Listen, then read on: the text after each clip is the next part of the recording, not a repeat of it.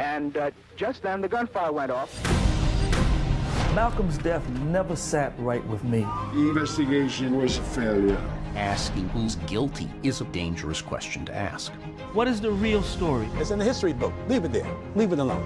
Elijah Muhammad told everybody, do not raise a hand against Malcolm X. He didn't have to give the order. Someone would take care of it. The FBI should have known. Why doesn't someone want to get to the bottom of this? They never had any intentions of seriously investigating that assassination. That is my mission. I'm not going to stop until I get justice. Because the official count of who killed Malcolm X, it's not true.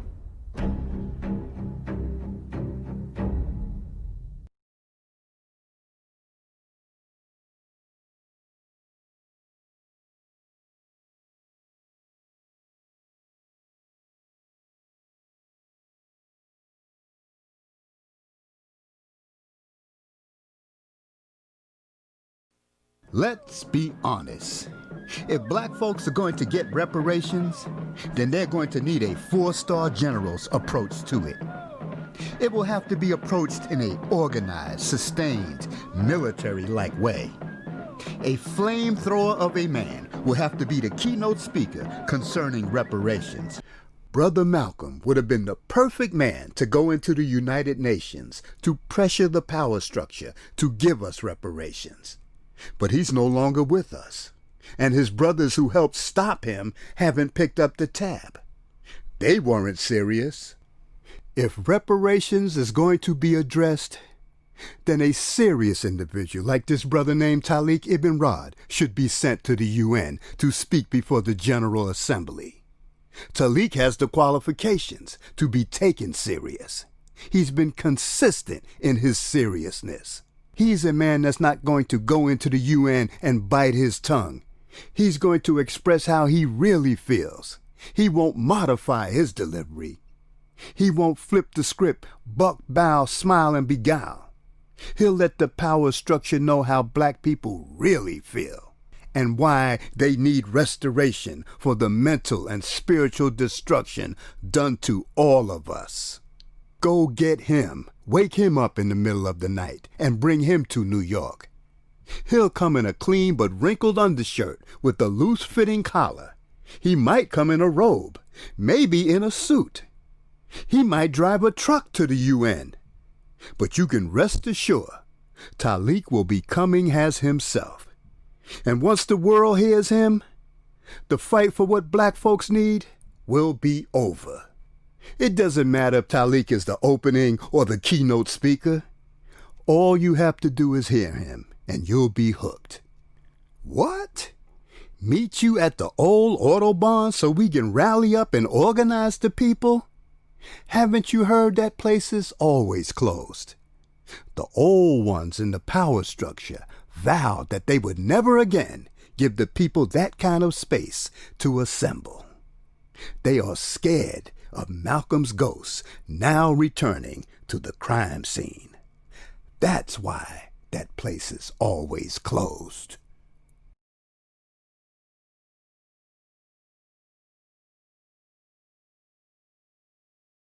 This is Dusty Basement Studios, and we approve of this message.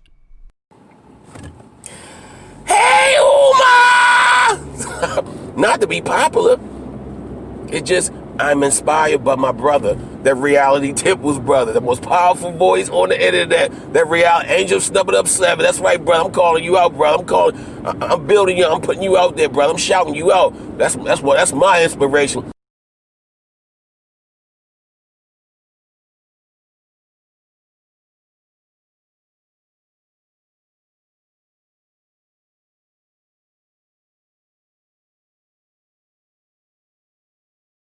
That's all I'm gonna say. Alright. First of all, this video is inspired by Alberta Parrish. She does not know I'm doing this. I ordered this book, God is on Trial. I ordered this book from Amazon, and I must say I've read it. It's very well written, very thought-provoking, and she essentially talks about her experience being many, many years in Christianity, growing up in it, and things that she experienced and observed throughout her sojourn, and what she went through when she ultimately began to shake the God spell and began seeing the truth. And so sisters and brothers like Alberta Parrish, again, God is on trial. It is a provocative, thought-provoking, very real and honest point of view regarding the gods of major religions or of Abrahamic religions, and why those of us who follow these belief systems should be asking the same kind of questions instead of just blindly accepting and following.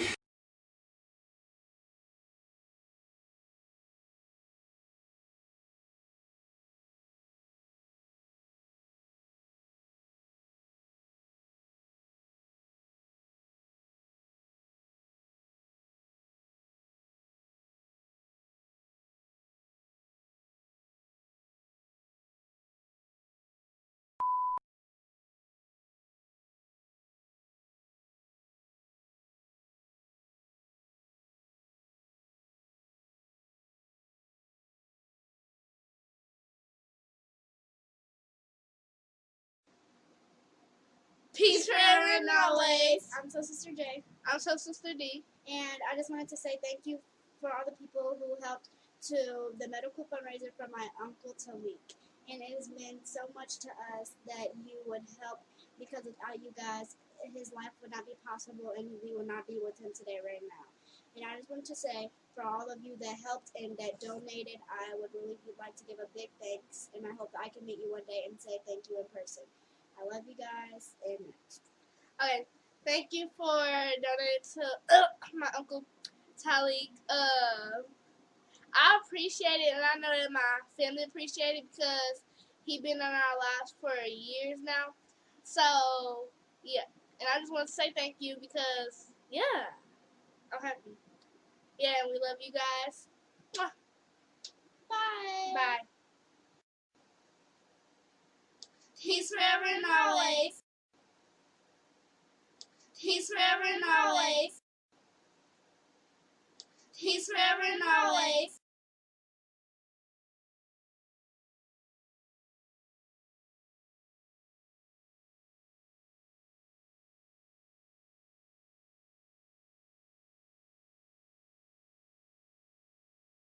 We want to make sure that we're not just working to be first, but we're working to be right. A lot of times there are situations when things are just happening so fast. It's always important to be fast, but we always want to be right.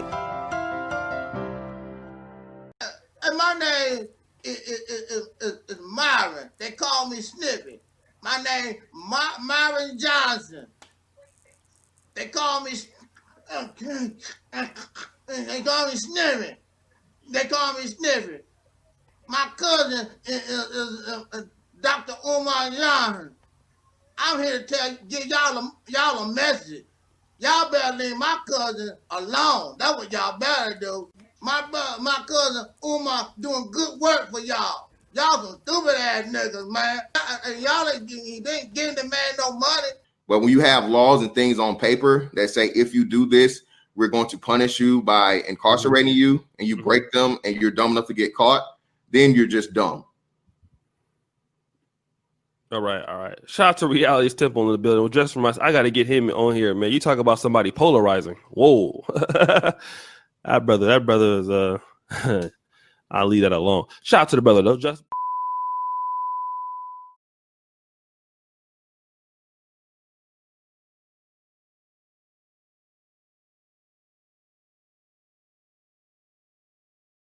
Since the 1930s, the true identity of Master Fard Muhammad has been hidden from the believers who have joined the Nation of Islam and the public at large.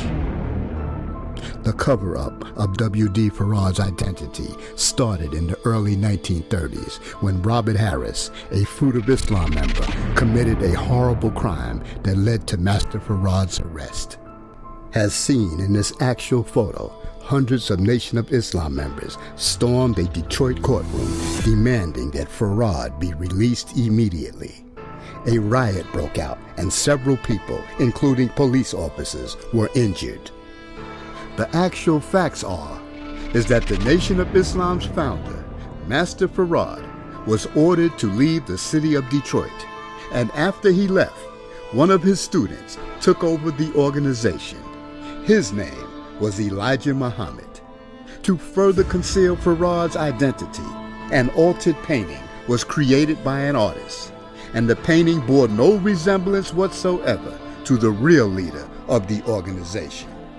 When you see with your own eyes who's sitting next to Master Farrakhan in this police station photo, this all-new photograph that took us over 65 years to find, our advice is for you to have a psychiatrist standing nearby to prevent you from going off the deep end. You see, it's easy to learn, but it's much more harder to unlearn. You see, Brother Malcolm learned the hard way that in the Nation of Islam, brotherhood was nothing but a word. See this DVD before it's banned in America.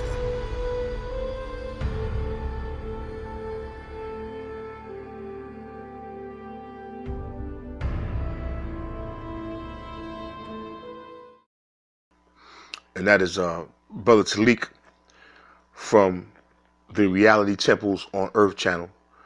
And if you get a chance to subscribe, please do subscribe to his channel. He's a good brother. You know, he's doing good work, and he wants to do good constructive things. He has good information to provide. So please do check out his channel if you get a chance. I stand for nature. I stand for anything that is right. I'm pro-righteous, not pro-black. I am pro-righteous and not pro-black. So do your thing.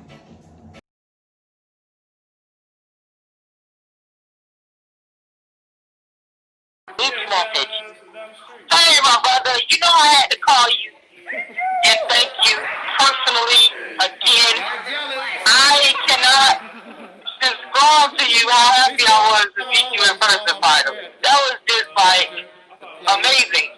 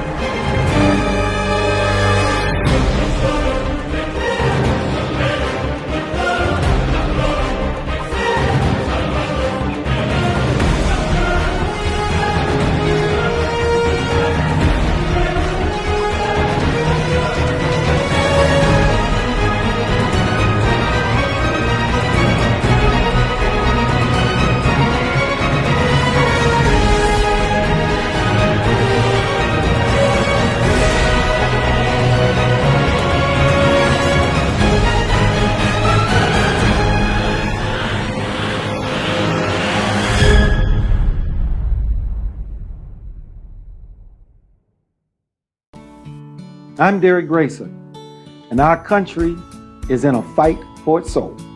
I'll not only help Georgia, I'll help every American patriot in giving them a chance to live the American dream.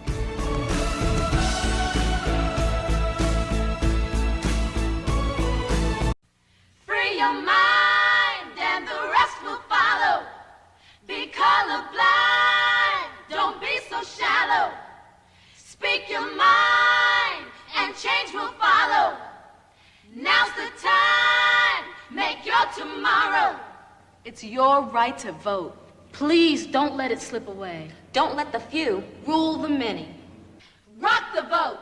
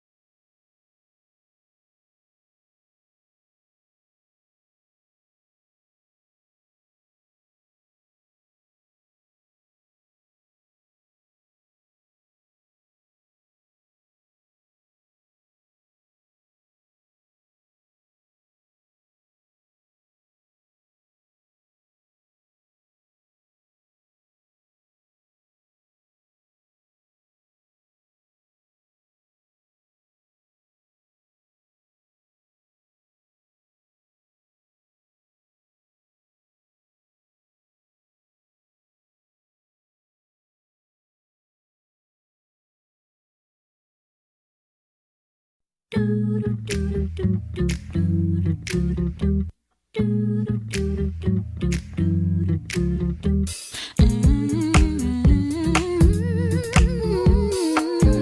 keep it real. What, dear? Because I keeps it real like that. I keeps it real.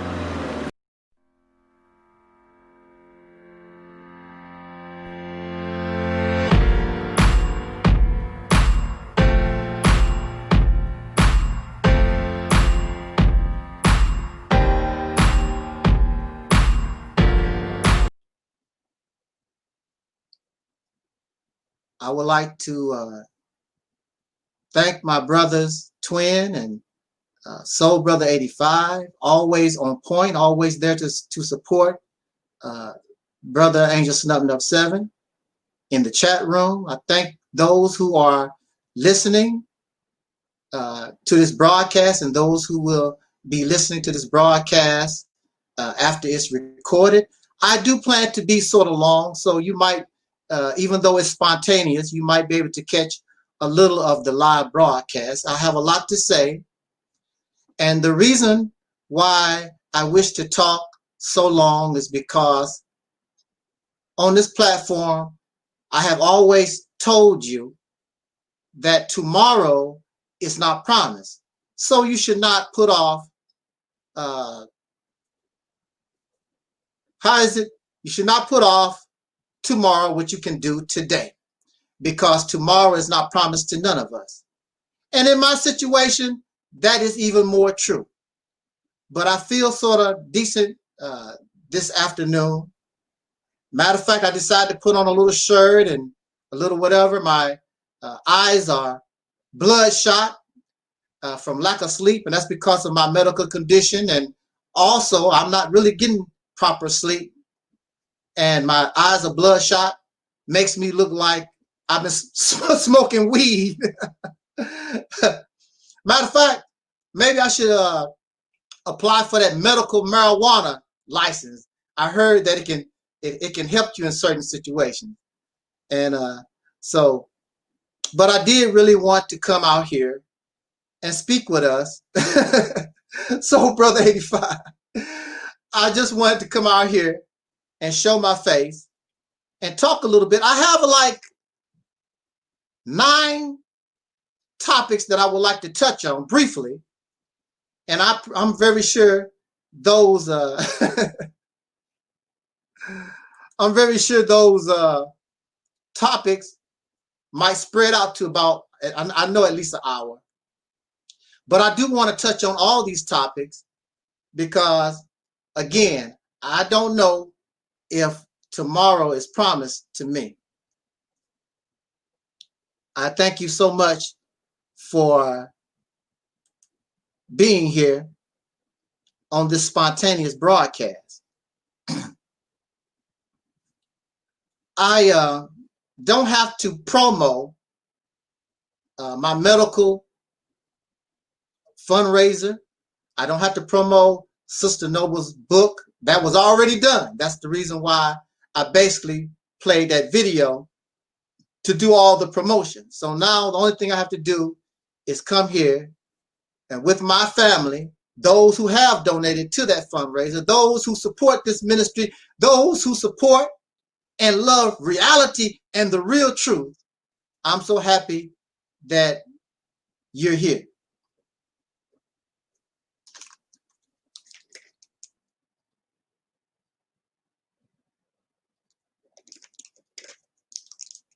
Even though my eyes are bloodshot, I'm going to take off these shades. I don't like wearing glasses. I don't like wearing shades. I don't like wearing hats.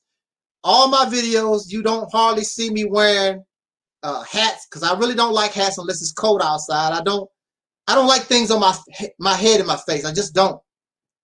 You always see me just Mr. Baldy. I lost all my hair, so Mr. Baldy, Mr. Negro Clean, I guess you could say.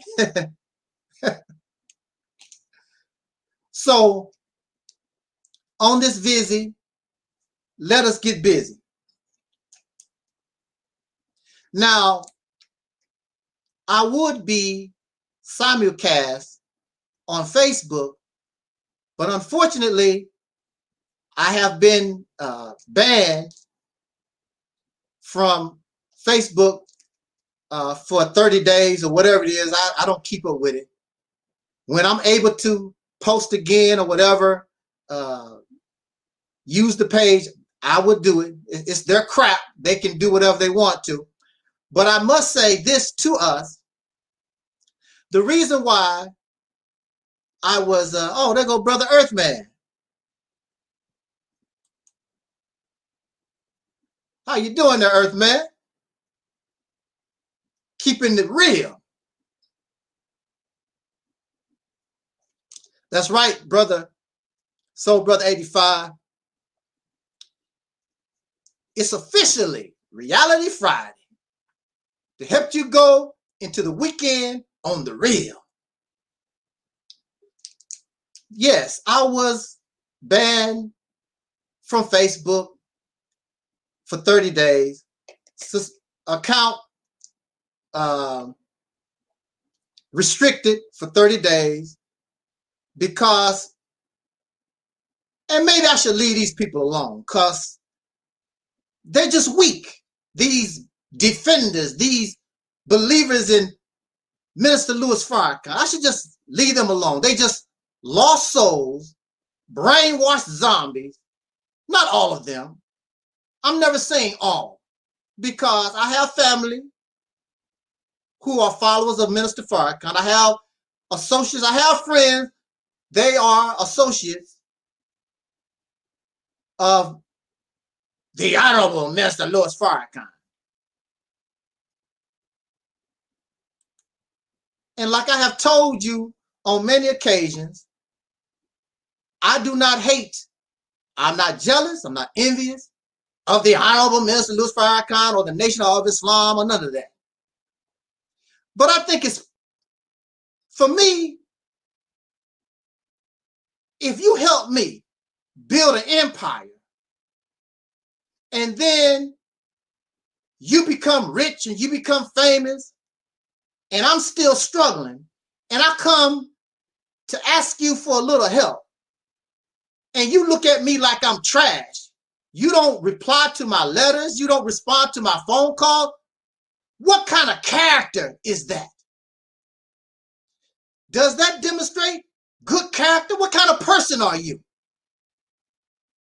If anybody, and I don't care whether I like you or not, if you came and you done anything for this ministry to help Angel Snubbin' Up 7 become rich and famous or whatever we looking for, I am going to help you pull you up.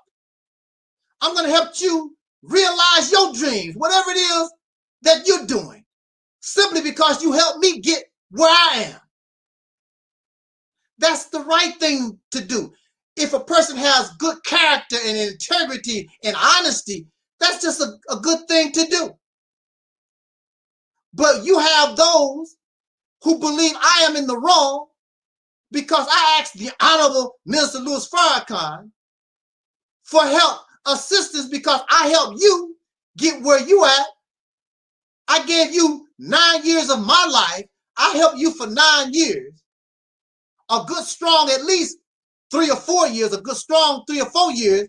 I gave up my teenage life to help you in your endeavor to build your Nation of Islam, because you did not do what I thought you was going to do, which was to bring back the original teachings of the Honorable Elijah Muhammad. And you did not do that.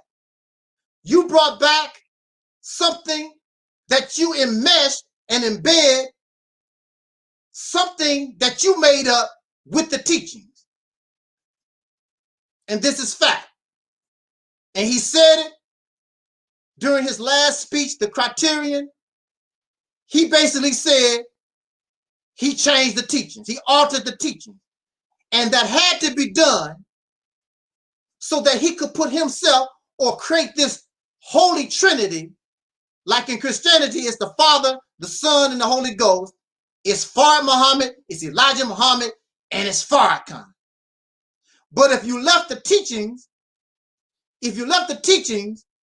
or the words, the audio, and all the information that we have from the Honorable Elijah Muhammad himself, it does not support the coming of a future person to take Elijah Muhammad's place, a Warner, a Christ type person. It does not support those things at all. But changing the teachings had to be done to make himself a divine Messiah, Jesus Christ-like figure. And all these Negroes on YouTube, all of them, they want to be this divine Christ, Messiah, Savior figure. And the sad thing about it is nobody's being saved. Nobody in the Christian church has been saved. Nobody in the Hebrew Israelites, nobody in the Moors, nobody in the Nation of Islam, nobody being saved. You a Negro right here in America, just like anybody else. Your life is no more different than mine. You live the same way that I do. There's nothing special about you. You die just like the rest of us. You get disease just like the rest of us. There's nothing special about you except talk, feel good rhetoric. That's all it is. And for me, I'm done with the feel. I was done with the feel good rhetoric back when I was 19, 20 some years old. When I was 18, that's fine. And another thing, you keep telling me things take time, things take time. 40 years, 50 years. All this blackity black stuff been going on since the 1960s. This is 2020. What has it, just like Janet Jackson said, what has it done for you lately? Has not done nothing for me. Well, it helped me make a business. It helped me build a school. It helped me. You could have done all that, and our people was doing all these things these blackity black type folks talk about. We as a people or a group, we was doing that ever since the slave master let you go. After the Civil War, we was doing that. We had black time, we had school, we had all these different things. Under segregation, Jim Crow, you didn't have no choice. You had movie theaters and businesses and all kinds of stuff. So this blackity black stuff, you're not doing nothing no different than what the people was. The problem was these devils was kicking our people in the backside, kept destroying what they was doing, and you get tired of rebuilding. Have you ever walked and you saw an anthill? I know as a child, I used to walk and I would see an anthill and I would knock it down. And then I turn around, come back a little while later, you see the ants building the hill back up. Then I knock it back down again. Pretty soon the ants got tired. They stopped trying to mess with it. And that's what was wrong with our people. It's not that our people are filled with self-hatred. It's not that our people are lazy and trifling. Get tired of fighting this stuff. Soon as I do something, here comes somebody, knock it down. Soon as I build this, knock it down. I'm striving for that. It's tiresome. It's frustrating. And this is what we must understand. And you can do this, and we was doing this naturally because that's what a people's supposed to do. Had nothing to do, well, you know, you got to believe in Allah. You got to believe in Yahweh and Yashara and Isaiah, whoever these gods is. I mean, they believed in God or whatever, but that was not you never heard them try to push. The reason why I'm creating my own church, I'm opening up my own artery is because of God. No, because you are people. I want to be a farmer. I'm growing my own food. I'm raising cows because I want my own beef. They was just doing it because that's what naturally a people supposed to do. And it was good that the slave master segregated them so they wouldn't become dependent on the slave master. So they was doing their own thing. And also during that time, we was a more as you could say, a more righteous person or people, because our basic influence was Christian teaching, and we was the best Christians in the country, because we really believed from out of slavery, we really believed we didn't have no choice being a slave. There was no other option. So I'm going to put my faith in the Lord Jesus Christ. I'm going to believe that I'm catching hell now, but after I die, I'm going to heaven. That's a slave don't have no choice. What do you have to lose in belief in Jesus Christ? What you got to lose? This is 2020. You're not a slave, so you say, or you claim. So why do you need to believe in these teachings like you're still a slave, like you don't have any options? Now, I will tell you, I don't want to take all your dreams and hopes away from you. You never hear me tell you, do not believe in Jesus. How many times have you heard me say, don't believe in Jesus? I just tell you that you don't need that. You graduated and you have evolved. We have evolved beyond that. But if you feel as though that you need that, more power to you. I'm not going to take that away from you. I shake the hands and I love my Christian brothers and sisters. If you need Allah, if you need the Honorable Minister Louis Farrakhan, so be it. You never heard me tell you, don't join the Nation of Islam. How many videos do you see of me saying, don't follow the Honorable Minister Louis Farrakhan? If that's what you feel that you need in order to do something for yourself, so be it. But I'm going to tell you, my message to you is, you are not crippled. You are not handicapped. That's for those who are weak in the mind, who are handicapped in the mind. They need a crutch to walk. You don't need that. You don't need it no more. You're not a slave. You're free. You can walk on your own. You don't have to worship God no more. You should be God. So out of your mouth, when you say, let there be light, then the light should come. Just like your father. Whatever your father can do, now that you're an adult, you can do it. If your father created the heavens and the earth, then you should be able to do that. Because now you are an adult. You, God, you are just as mature and should be just as powerful as your father. But you keep putting yourself on the level of a slave. And instead of being God, you keep yourself on a servant position or a slave-like condition. So it's just like the children, you are an adult, but you never leave your father's house. Matter of fact, it says in the Christian church, it talks about when you go to heaven, you want to go with your father in his house of many mansions, his mansions with many rooms or something to that effect. Why you want to be in your mom and daddy house?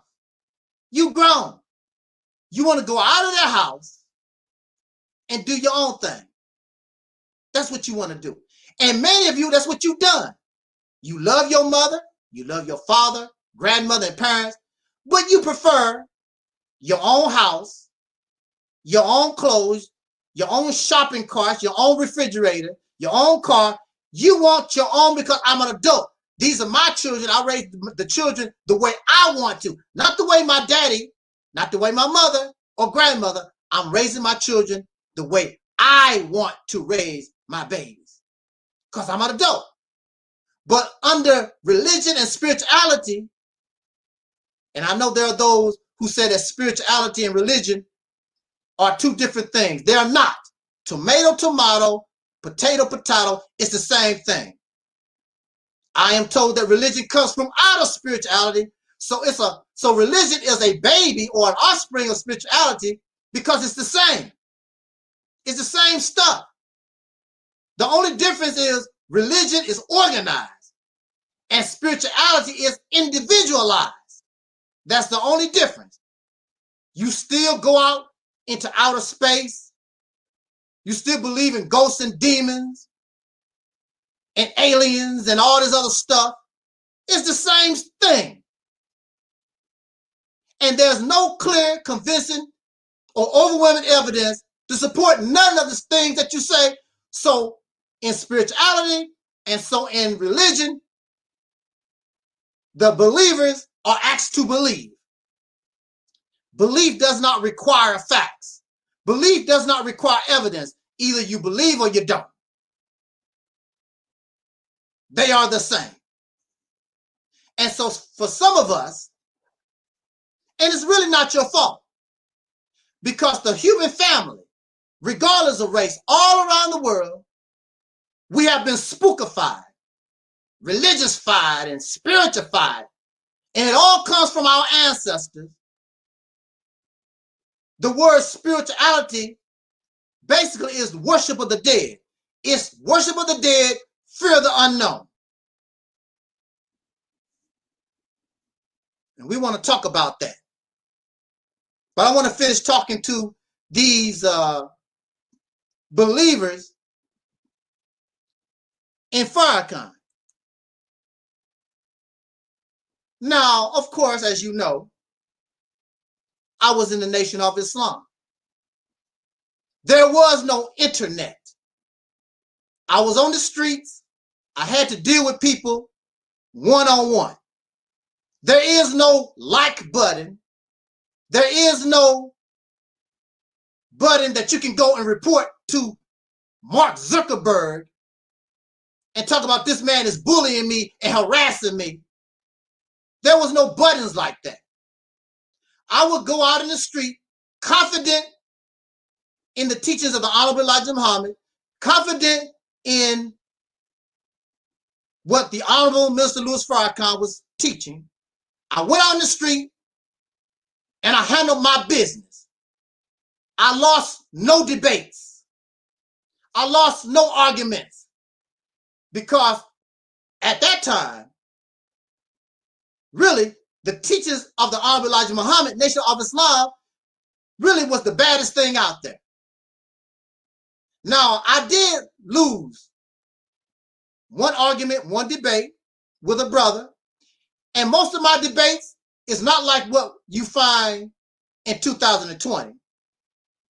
My debates were civil. There was no arguments. We left as brothers and we left as sisters. There was none of this, I hate your guts and you an agent and you a spy, all that crazy stuff.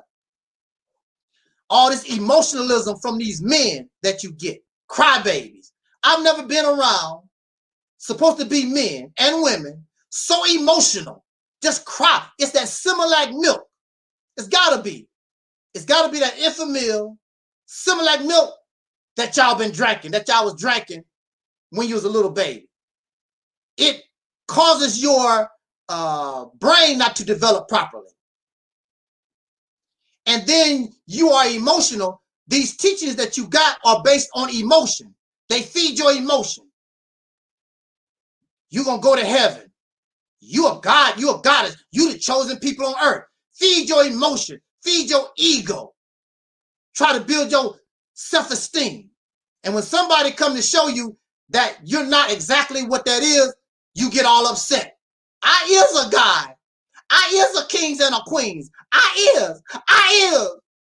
Stop saying that. I don't want to hear it. I don't want to hear it.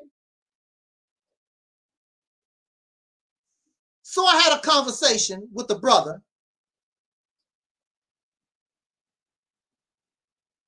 And he was an atheist. So I didn't even know what an atheist was. I didn't know that something, I did not know. First of all, I thought God was real. I never saw God as a belief. I always view God as a fact. I never saw. So here's a person that tell me they don't believe in God. It's messing with my mind because I never heard that before. So I'm going, it's the Nation of Islam versus this atheist. I'm really one of the best out there. Hey, I'm gonna have to give myself credit because I was. I know the teachings. I was good at defending Minister Farrakhan and the teachings of Elijah Muhammad. And here's a brother, an atheist, that talk about he don't believe in God and all this. Okay, come on, man. Let's roll. I'm ready for this fight. But I listened to this man. See, unlike some of these people out here, I believe in Elijah Muhammad and the Nation of Islam and these teachings. But I'm always open-minded. I'm not a zombie. I'm not your slave. So I'm listening to the brother, and I'm trying to defend my position. And I am doing a good job because after the conversation, the brother was like, okay, you know, we have to agree to disagree or whatever. What the brother didn't know is that I lost. And I know I lost. He was making some devastating and good points. Yes, he was. And that messed with me for a long time. And then another influence was I was reading the autobiography or biography of Bruce Lee. And someone was interviewing Bruce, and they asked Bruce, do you believe in God? And basically Bruce said, well, when God comes and do all this running and exercising and training and whatever, I would give God the credit. I never heard nobody talk like that. That atheist brother, Bruce Lee, it started messing with my mind. But see, I was just like some of y'all out there. I'm going to be loyal to Farrakhan. I'm going to be loyal to the teachings of the Honorable Elijah Muhammad. It wasn't until the early 2000s. Now, this was the 1980s. It wouldn't be until the early 2000s that I began to shake all that off of me. That's a long time. But in the meantime, I'm a believer in the teachings of the Honorable Elijah Muhammad. When I got locked up in 1997, I was a Muslim follower of the Honorable Elijah Muhammad, no longer under Farrakhan, but I still believed in the teachings of Elijah Muhammad.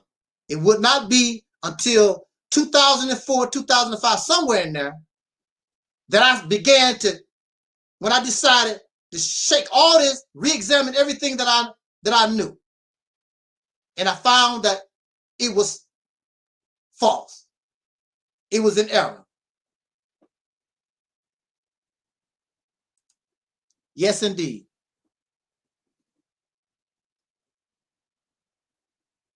Now, how do you think I felt?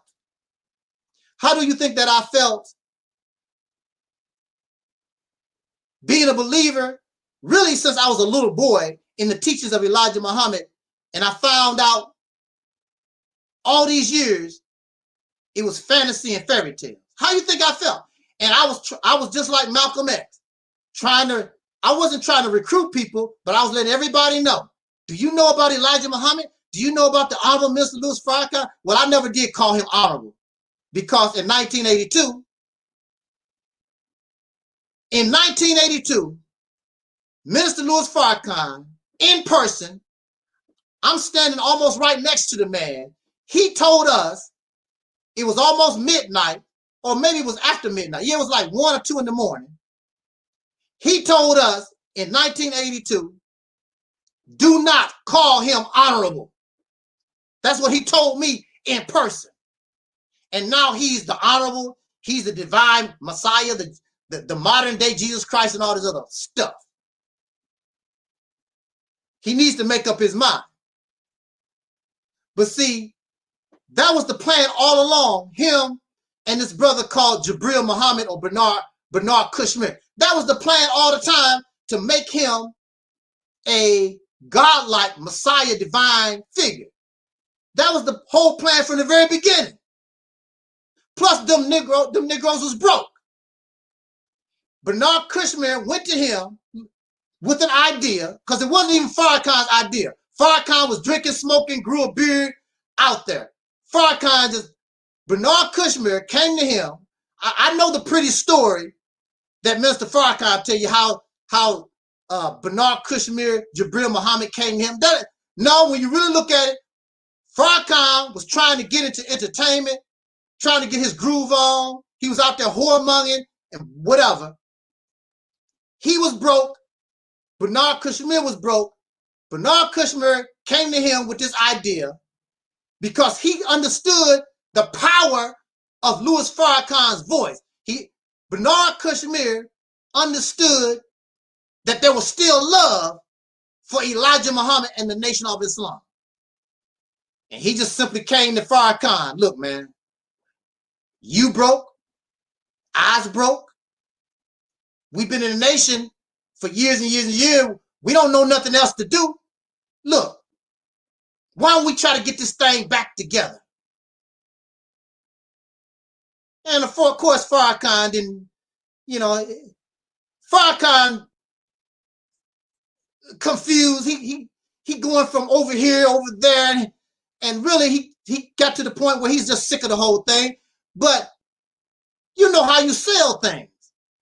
Bernard Kashmir, look, you can sit in Elijah Muhammad's seat. What you got to lose, man? We broke. We getting older. We too young for Social Security. What you got to lose, man? And Farrakhan, and I'm pretty sure he said, look where you gonna be if we can pull this off. All these zombies, all these robots you gonna make, just like Elijah Muhammad had. They're gonna make you wealthy, gonna make you rich. And of course, and the rest is history. And I helped Minister Farrakhan realize his dreams. I sure did. And hundreds helped Minister Farrakhan realize his dreams. And he's living in Chicago and Phoenix, got all kinds of property and houses. And you got many brothers and sisters still struggling that tried to help him. He's not helping me. I'm very sure he's not helping none of us that helped him. And don't care, because that's not what it was about. He used me, he used members of my family, he used brothers and sisters to get where he's at and put on this show that he loved you so much. Well, if you love me so much, if you love black people so much, how come you can't reply to my letter? How come you cannot help me do what I want to do? Since you love, I'm a black man, right? I'm your brother. Why you don't help me none? Because that's not what it's all about. So it's not about hate. It's not about jealousy. It's not about envy. It's about, do you see the characteristics of a person? They are not real. They are not real. Why you want to be hanging around somebody that's not real? They're not real. Time, not Angel Snuffing Up 7, time has shown you this man is not real, but you're so caught up in the feel-good rhetoric and the entertainment in the show. And that's because you live comfortable. You got a pretty house, nice car. You do for yourself well. So you don't care. And I heard brothers and sisters say they don't care. I love it him. I love him, Minister Farrakhan. He's so great. He's so wonderful. Because he feeds your sickness, your heroin addiction, your crack addiction. The same way a dope fiend would feel about a drug dealer. He give you your shot so that you can feel good. And now many of these people are feeling really sad because they don't want to accept the reality, but it's all coming to an end slowly but surely. So where you gonna get your drugs from? They are reposting Farrakhan videos constantly because they dope fiends. I got to hear the minister. I got to hear the minister. I got to have my shot. I got to have my drugs.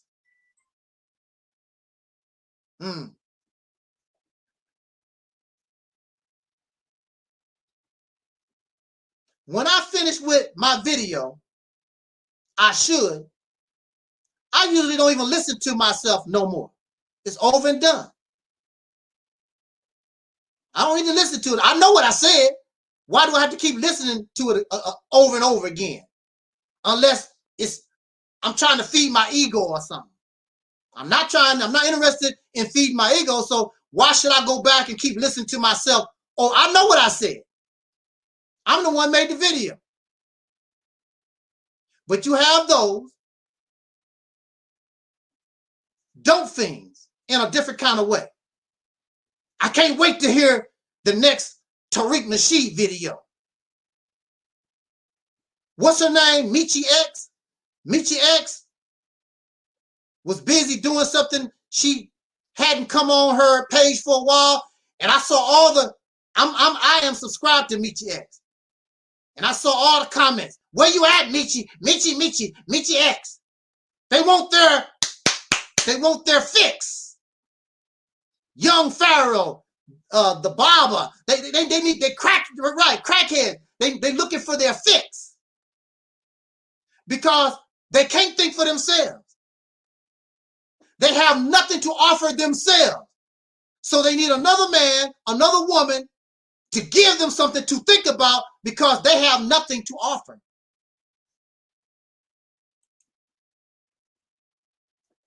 This talk might be pretty long because I'm still talking about the Farrakhan, these believers in Farrakhan. They are weak. You should not even be on social media because you're not like me. When I was in the Nation of Islam, I took all comers.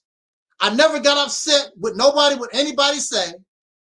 I'm cool, calm, and collect. I won my little debates, won my arguments, and went on about my business. You can't do that. And you're not going to be able to do that in 2020 because this is 2020. It's a whole new ball game. It's not like the 80s. You think this is the 80s. Everybody love Farrakhan. Everybody do not love that man. Everybody do not respect that man. Everybody do not care nothing about the teachings and the supreme wisdom. You learn that the hard way. See, in your mind, you got the supreme wisdom. In your mind, you got perfection, and you really don't. And when you come out here in social media, somebody gonna show you you're not perfect. You do not have supreme wisdom. What you talking about ain't no better than what Christians teach. You spooky, and them fairy tales and your mother plane and your fake tribal Shabazz and your fake Yakub, the big head scientist, all that bull doo-doo. That's not gonna get a pass in 2020.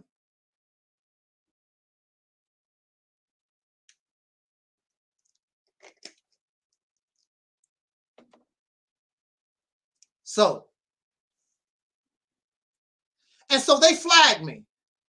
They flagged me for hate speech. They flagged me for bullying and harassing. These supreme wisdom, I am a black God, so strong and powerful. And they ran to Mark Zuckerberg with a lie because I was not harassing you. I was not bullying you. It's a lie. And it's definitely not hate speech because I do not hate nobody.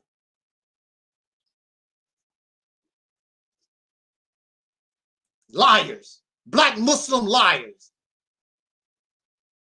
And when they can't defend their position, then they start name calling and being silly, whatever, or just slandering you, telling lies about you. You don't even know me. Just telling lies or whatever.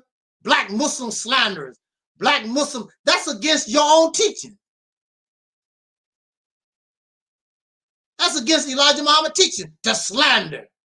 Matter of fact, it's against the Nation of Islam teaching and the Quran if you cannot argue and debate in the best manner. That's against the teachings, period, and the Quran. So you just a big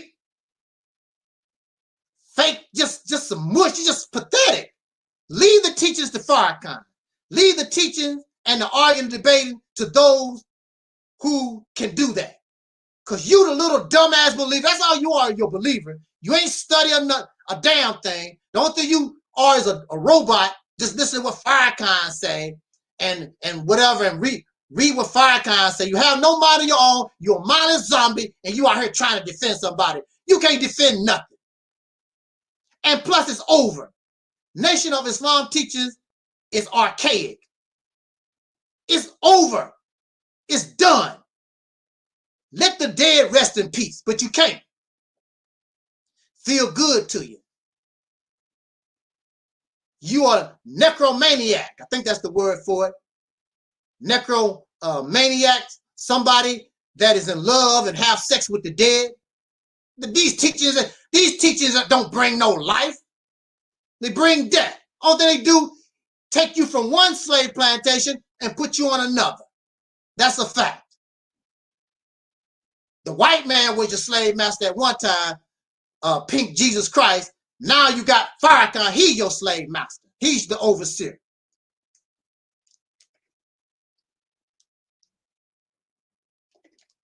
On this platform, we're not interested. And again, it's not about hating or being jealous. It's just telling the truth. Bringing the reality of the situation. And that's what you claim. That's what you're about. Truth. But you're not about the truth. You're not about freedom, justice, and equality. Do you know what that is? Man, I might mess around and have to make a part 2.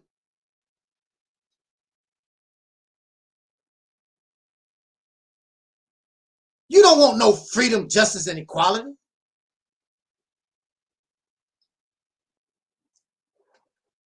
Why do you say that? I say that because, do you know what equality is? Equality is, if I have 3 bananas, you have 3 bananas. If I have 4 bananas and you have 3 bananas, that is not equality. Simple mathematics. Islam is supposed to be mathematics, right? So that's very simple. 4 is more than 3. So when you look at the Nation of Islam, you have Elijah Muhammad, who live lavish, rich, got it going on. The believers don't live that way. But you teaching freedom, justice, and equality. But the leader is not living equal. The leader is not subject to the same thing that the regular person on the bottom is. If the regular person commit fornication, they get tossed out the temple. Elijah Muhammad committed fornication. Nothing happened to him because he said, God said I can do that. So where is the equality? You say you represent justice. Malcolm X was accused of being a hypocrite, a traitor, an agent. So Malcolm X asked, I want to be able to bring my case before the tribunal, before the believers, so I can defend myself. His request was denied. So there is no justice. Matter of fact, you agitated the situation and inspired men to murder Malcolm X. I don't want to hear that. Well, the government, no, the government might have known Muslims did that. And you would do it now. There are those who wasn't even born during the time of Malcolm X. They say they would kill Malcolm. So what does that tell you? Is that the government? No, it's you. And that's another thing. The Nation of Islam, Farrakhan, and these Muslims do things and they never confess and admit to their wrongdoing. They always find some kind of excuse and don't take responsibility for what they do. Never. Never take responsibility. And everything they say and do is always right. And idiots let them get away with it. Let them slide with it. I'm not going to let you do that. We don't do that here. If Angel Snubbing Up 7 is in the wrong and do something wacky, then I need to hold myself responsible and admit my error and just accept the consequences of my actions. Even if it's a death sentence. Again, we talk about freedom. How are you free when you must bow down to some God or some man? How are you free? Explain this to me. I want to understand this.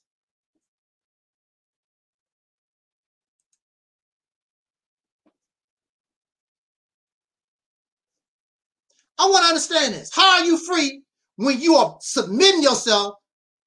You say Islam is about submission to the will of God. So how are you free when you are submitting yourself to somebody?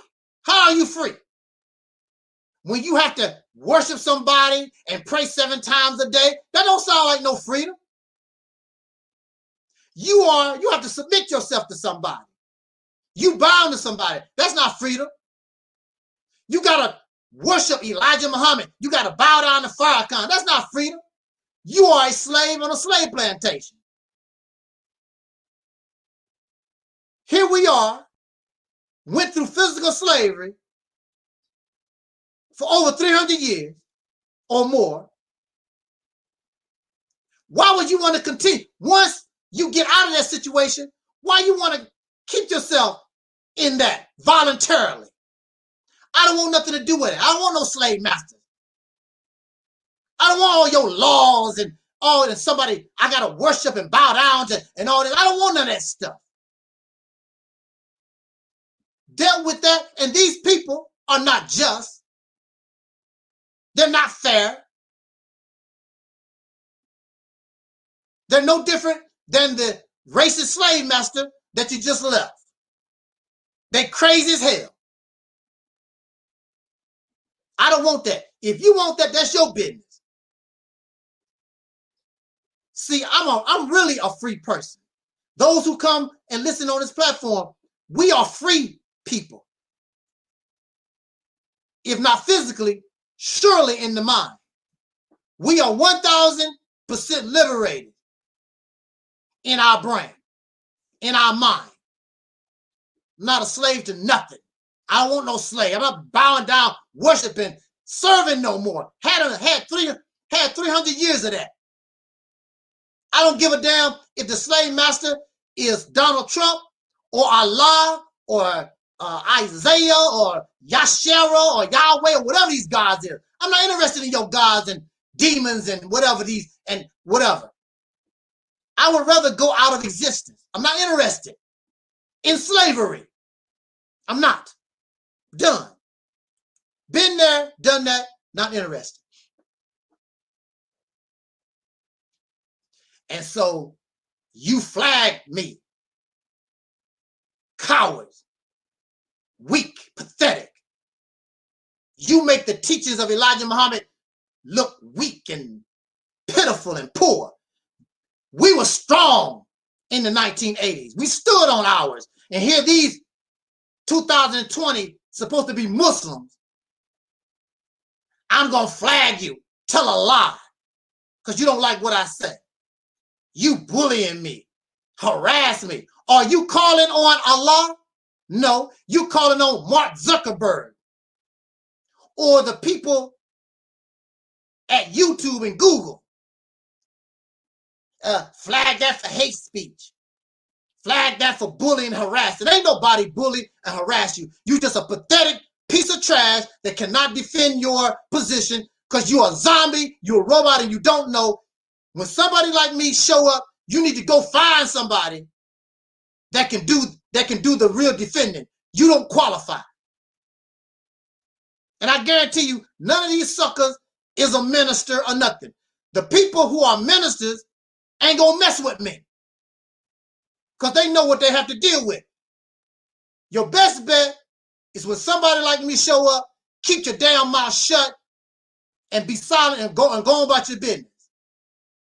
But see, they arrogant because they was taught we got the supreme wisdom.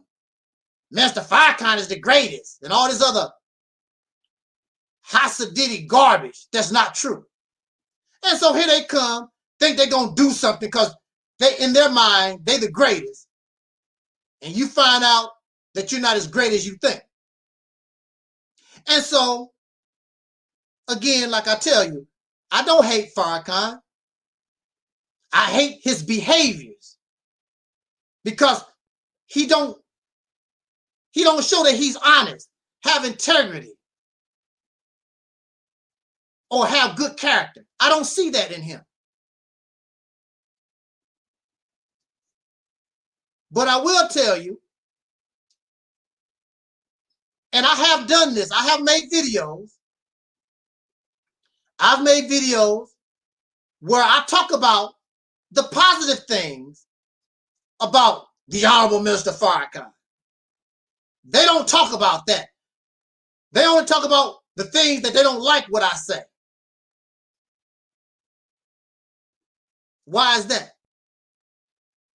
You never give me props about when I talk, except Brother Ben. Brother Ben gave me props for something that he saw that I was saying positive. But most of the time, they hate my guts, including Brother BNX, fake brotherhood, fake self. Because if you don't embrace and accept the Honorable Mr. Louis Farrakhan, Brother Ben don't want nothing to do with you. And some of these other crackheads and heroin fiends is if you don't accept Young Pharaoh or the Baba Rashan or Michi X or Cynthia G, all these people out here, whatever, they don't want nothing to do with you. You better accept my crack dealer. You better accept my dope dealer.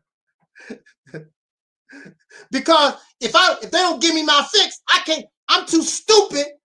I can't even talk to you without them. You gotta, if you want me to embrace you, talk to you, be a brother to you, then respect my dope dealer. I don't do drugs. So I definitely don't respect your dope dealer. But I would say this. Minister Farrakhan, for over 20 years, I'm told, I don't know the exact time, for over 20 years, I believe, has been fighting prostate cancer. And this has nothing to do with the teachings or whatever. This is Minister Farrakhan just as a man. Because I'm sick. I'm going through health problems. And I have an understanding what it is to go through what he has gone through fighting prostate cancer for 20 years.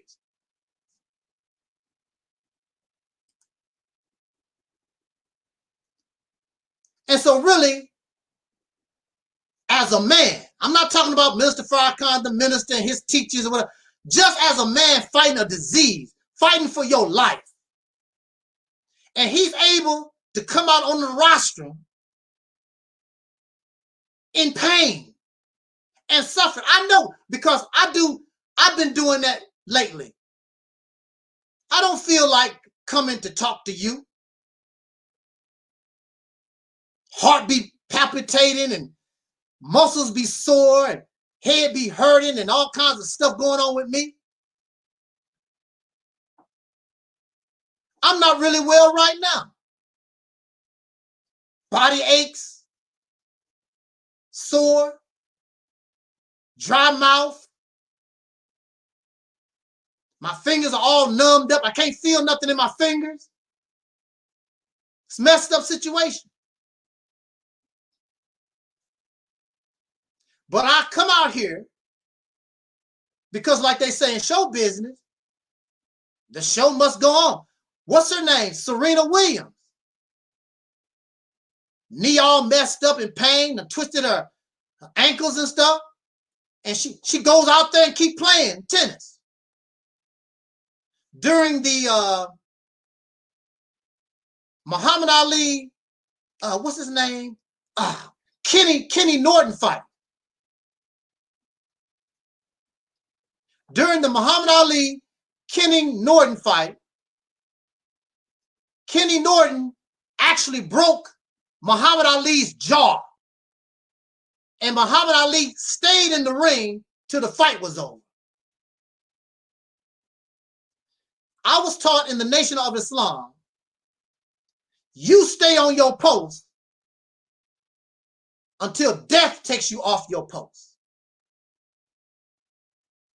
So I'm going to stay on this post until death takes me off this post, because if they have something they believe is good that need to be spoken, where Farrakhan need to come out in pain and teach, I should do the same thing until I can't do it no more. And I feel that what I have to offer the once called Negro is better for us than anything they got out there. So Muhammad Ali's story is inspiring for me. Serena Williams is inspiring for me. And Mr. Farrakhan is inspiring to be able, and he looks pretty good for a while during that 20 years. He looks pretty good to be fighting cancer and still be able to come on that roster, still be able to go around the country and do what he feel he want to do. It is inspiring. Now, there are those of you are healthy, you don't even catch a cold, and your ass don't do nothing at all, period. You don't do nothing. You don't do nothing. What's your excuse? What excuse for anybody if a man like Farrakhan, he does not have his intestines anymore. He does not have his bladder. He has what they call a colostomy, that bag that you have to empty. If he can do that kind of thing for 20 years, what's our excuse for doing nothing? And you don't have to do what I suggest. You don't have to do what Farrakhan suggests. Do what you feel as though you believe that must be done. And do it. But you don't do nothing. You don't do nothing at all, period, whatsoever. Nothing. And then the ones that don't do nothing, you sit your happy ass back and you talk about Mr. Farrakhan ain't did nothing. Angel Snuffing Up 7 don't do this. Black Lives Matter. They don't do. What your happy ass done? Absolutely nothing. The majority of the ones who talk about Michi X don't do this and Tariq Nasheed don't, Young Pharaoh, they don't do absolutely nothing. Absolutely nothing. And you should be ashamed of yourself. You really should. Lazy. Trifling. So he's an inspiration. So when you run around and talk about, and you want to tell people and block Angel Snuffing Up 7 and tell the white man that I'm a bully and I harass you, tell them that your minister is inspirational. And believe me, Farrakhan has always been inspirational. Farrakhan has always been motivational, but he's not a leader. He does not have the creativity. He does not have the vision. He has no real purpose. He has no real goals. He's not a leader. Simple as that. He's not a leader. He tells you himself, I'm a follower of Elijah Muhammad. How you gonna follow a dead man? Elijah Muhammad taught you cannot follow a dead man. Mr. Farrakhan, more money, more followers, all that type of stuff. And he has not been able to replicate what Brother Malcolm and Elijah Muhammad done. All these resources cannot even replicate what Malcolm done. I hear people in their ignorance talk about Farrakhan has surpassed Malcolm and Elijah. No, how? When did that happen?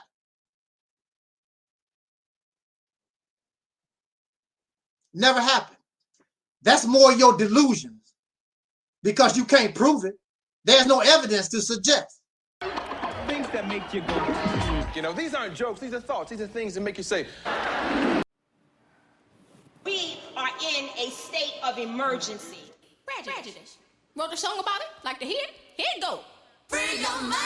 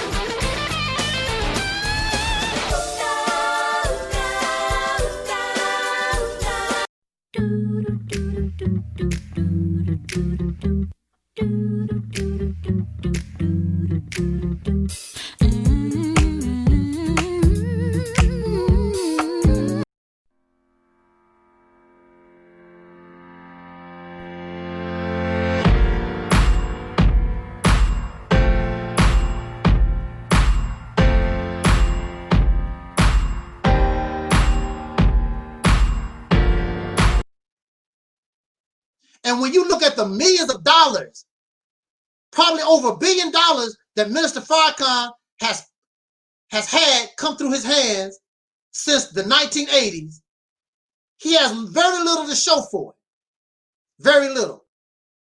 And I heard him in 2010 say out of his mouth that he has very little to show for it in 2010. So you argue with me, the man himself knows that he has not really accomplished a whole lot during this period of time. Because he's not a leader, he's a follower. And he's following a dead man. How do you follow dead people? You follow Jesus. Now you said Jesus is alive, and you said Elijah Muhammad is alive. How do you follow them when they're not here? How do you follow a dead person? Show me. I'm a Muslim follower of Elijah Muhammad. How? He's not here. Jesus is not here. How do you follow dead people? If that's the case, the United States don't need a November election. They can follow George Washington. If that's the case, we still following the first president, George Washington. What you're talking about don't make sense. You cannot follow dead people. This nation cannot follow George Washington. You cannot follow a dead man or a dead woman. It makes no sense. So all of you with this mentality, following, worshiping dead people and demons and spirits, and you ain't gonna go nowhere. You need to stay right here on this plantation where you belong because you're a slave. You have not earned your freedom. So just keep pretending you are free. That's the best you're going to get. Here on this platform, we are liberated. We know what freedom, well, we really don't know what freedom is, but we know what freedom damn sure ain't. And that's this stuff that we believe in, and following dead people and all this nonsense that y'all believe in, and fake Africans, unspecified American natives and unspecified Africans, and all this confused nonsense. And the Holy Quran says that Allah is not the author of confusion. And y'all confused as hell. That's right, brother 85. Things that make you say,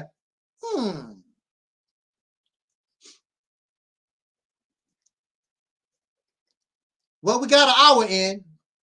I think I can hang. Can you hang with me? Because I haven't even touched the surface. I haven't even touched the surface of the little topics I wanted to talk about. I thought I'd be able to knock off each little topic, 10, 15 minutes each, and then roll out. But it's not going that way.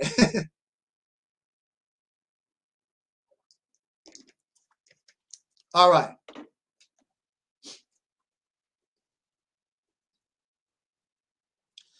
So I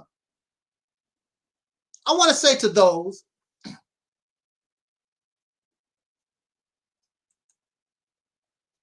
you don't like the negativity. There are a lot of folks, and I'm glad they gone. They say, Angel Snuffing Up 7, you too negative. You need to bring more pop. I'm positive because I'm telling you the truth. I'm keeping it real. I'm not going to tell you some god and a goddess and a king and a queen and all this other spaceship nonsense. That's not real. That's keeping it positive. By giving you and keeping it real. But you don't. You want somebody to lie to you and tell you how great you are. And you're not that great. Uh-oh. I might lose some subscribers now. Black people great. If melanated people were so great, how could they be made a slave? You so great. And you still in a bad shape right now to this day. You falling and can't get up. We was talking about me getting that little gadget, press the button.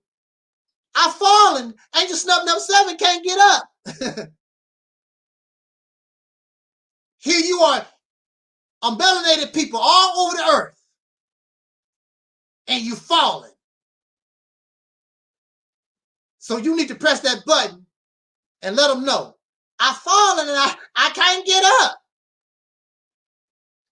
With all your supreme wisdom and your voodoo and your spirits and flying out your bodies and you're able to go in all these dimensions and doing all, how come you still in the condition that you're in? If you want me to change my mind about anything, show me that what you're talking about can change the condition. You believe in voodoo and still end up a slave. You believe in Jesus, end up a slave. You can fly out your body and go into different dimensions. You can astral project and all this kind of stuff, and you're still a slave. Somebody's still kicking you in your backside. Explain it to me. So how are you great? Laying on your back. How are you great when somebody kicked you in your backside and you laying on your back and you falling and you cannot get back up? Like Eric Muhammad said, talk black to me. Explain this to me. Because I really do. I don't understand that. They called Muhammad Ali the greatest because he was still standing up and the person that he knocked down still laying on the campus, on the floor. And they called Muhammad Ali the greatest because he was standing up. I've never seen nobody in boxing called the greatest and they laying on the floor, got knocked out. Here you all keep talking about the melanated people, the black man and woman, we the greatest. And you laying on your back on the floor and can't get up. You the greatest. Greatest what? Greatest slave? Now that's a rap, but you don't want to hear that. The melanated people have been the greatest slave in human history. Good slaves. The greatest. The perfect slaves. Even to this day. You're going to shuffle your slave ass to the polls. I'm gonna vote for me a Republican. I'm gonna vote for me a Democrat. Yes, sir. As a citizen, I'm gonna exercise my right to vote. Yes, sir. I shows in. I'm not making mockery. You're a slave. There's an old sister. I think she's over 100 years old. They drove her 300 miles so she can vote. Wow. Vote for what? Instead of, if you was a free man, if you was a free woman like you claim, and really understand the situation that you're in, then being liberated in the mind, you're not going to put your faith in Donald Trump or Biden. Who gives a damn? You look at your situation, and this is how I'm going to get out. I don't need Biden. I don't need Trump. I don't need none of these politicians like that. I will use the tools that I am allowed to have to escape. You don't think that way. You're still looking for your master for a solution. There are those I have been talking to by email. They tell me they want to come and be on my platform, or they say that I can come on their platform and talk about the Mississippi campaign. Now, if you're not a man and woman of your word, why are you going to tell me these things? And then you don't hear from them no more. People from last year, yeah, you can come on my platform and talk about the Mississippi campaign. Ain't heard from them. They talk about how busy they are. But you always see them making videos. You always see them doing something else. But they don't have time. They busy.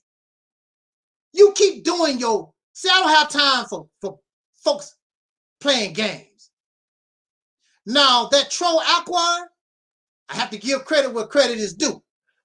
Alquan wanted me to come on his platform, and he was serious.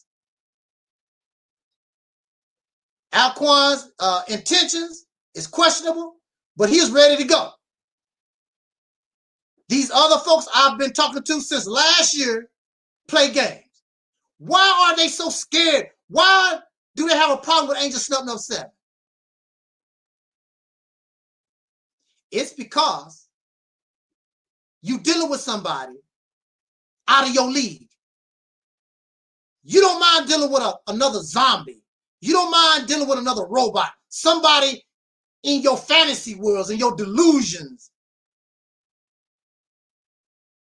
But see, you really don't want to mess with Angel Snub No 7. Because Angel Snub Night, see, that's not my intention, but you might mess around and look like a damn fool. And see, that's what they're scared of, really. So, really, it's wise to stay in your lane. Stay in your lane, keep doing your thing. And leave me alone. It's wise to do that. But I'm not going to keep playing these silly games. And then there are those who think they can handle what I present from this platform. They cannot do it. I break them down. It don't take no time to break them down. They get emotional. You an agent, I'm going to come to your house and kick your ass and all this other nonsense. That's just me. That's just me. Somebody told me I should have been a lawyer. I did think about it at one time, especially when I got locked up, to pursue at least being a paralegal or something and help defense attorneys.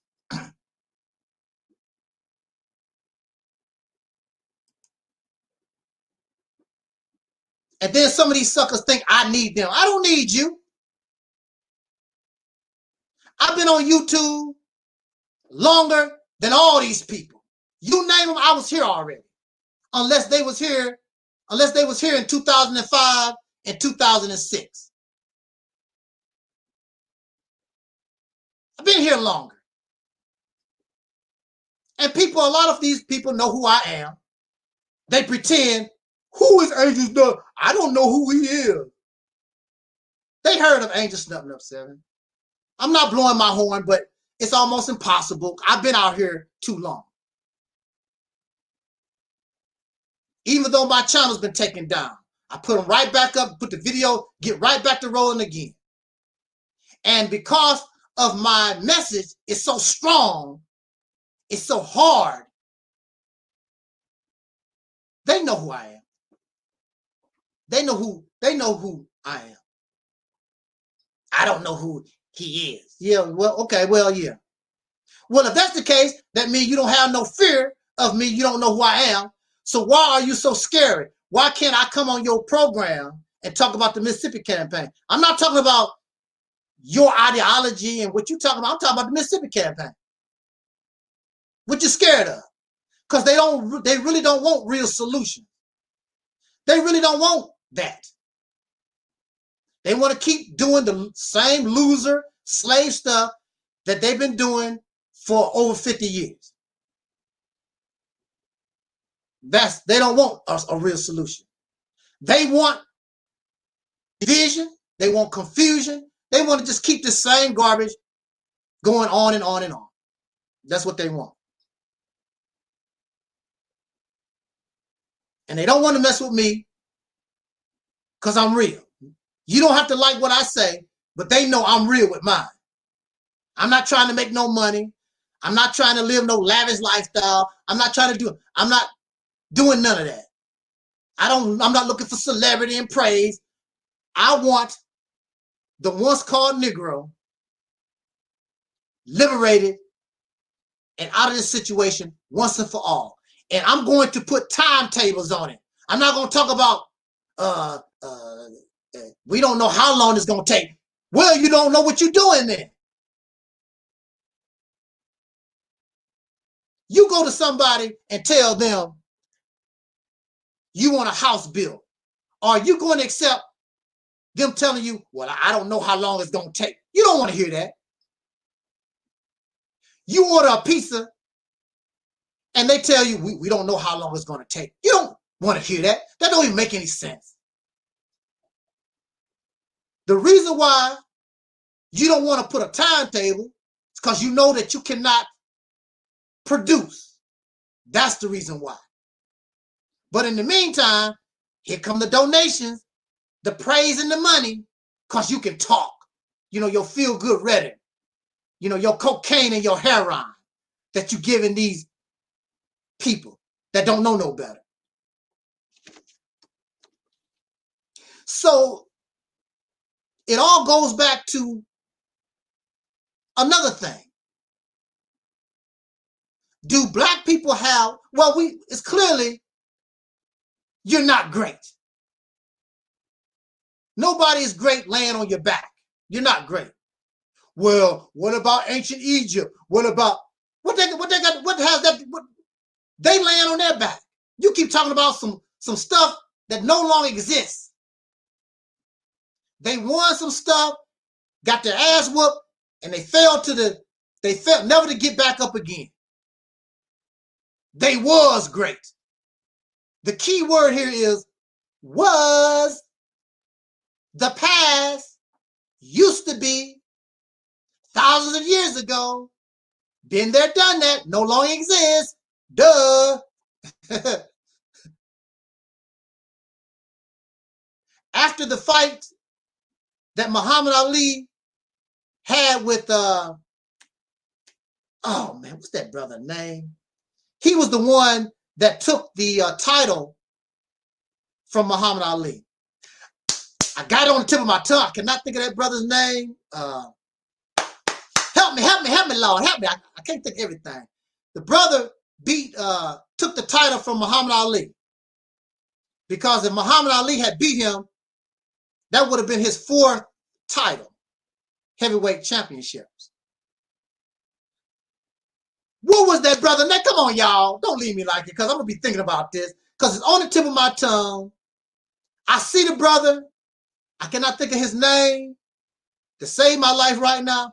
But let me continue here. I'm going to keep thinking about it. What's that brother name? Come on, help me out. Took the title from Muhammad Ali. Oh, wow. What's that brother name? Anyway. Now, once Muhammad Ali was beaten for the last time, they still kept calling him the greatest. But that was over. He's no longer the greatest. It's over. It's done. They still call Barack Obama, the president. He's not the president. Donald Trump is the president. They still call Clinton, President Clinton. No, it wasn't Joe Frazier. More 1980s. What's that brother name? Larry Holmes. I think that's what his name was. I think it was Larry Holmes. And Larry Holmes said he was in the ring with Muhammad Ali, and he felt bad beating the champ like that because he grew up. He idolized Muhammad Ali. He was like, man, he idolized Muhammad Ali. I think it was Larry Holmes. I think that was the brother name. And he said he was fighting Muhammad Ali and feeling really bad because that was his idol.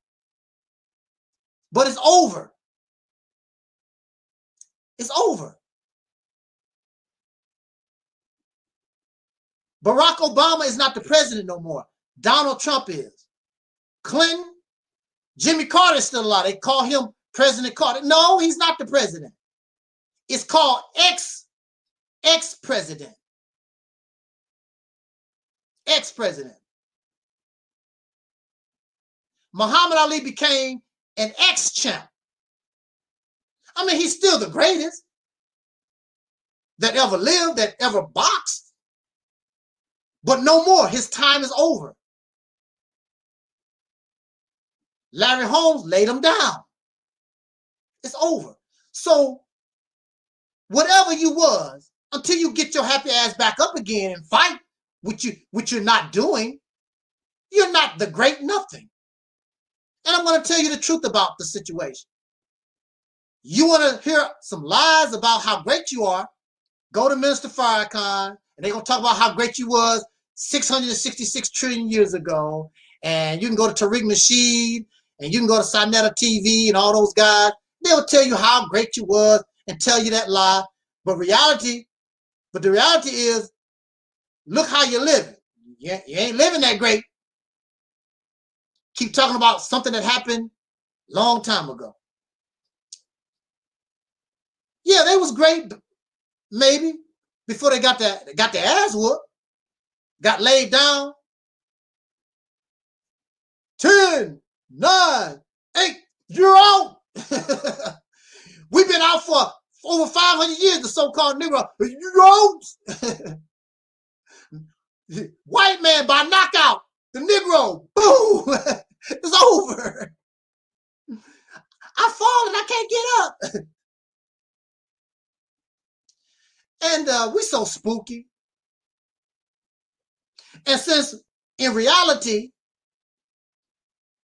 we're not great, so you go into your imagination, and so you're great in your mind.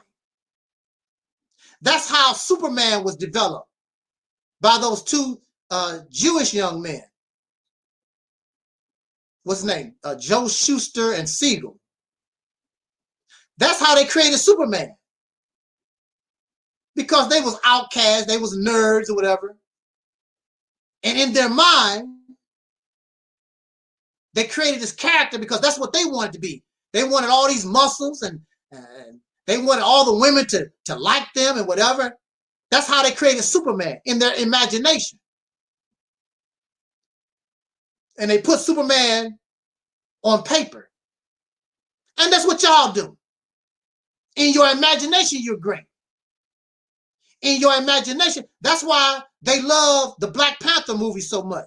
Because that Black Panther movie May Chadwick Broswick, I think that's how you pronounce his name. May that brother rest in peace. He did a very good job playing the Black Panther. They love the Black Panther movie because it feeds that imagination of greatness. But in reality, they're not. So in your imagination, you never die. Oh, woo. In your imagination, you never die. Now here is the human being, the most destructive, the most arrogant, the most wacky life form on the planet that gives nothing to the planet. The only thing we do is take. We give nothing to nature. The only thing we do is take and destroy. But in your mind, you can't die. Now the deer don't do nothing to the earth. The lions and the elephants and the rhinoceroses and all that kinds of stuff, and the earthworms, they don't do nothing, and they are living within the balance of nature. Here we are, we live an unnatural life. YouTube is unnatural.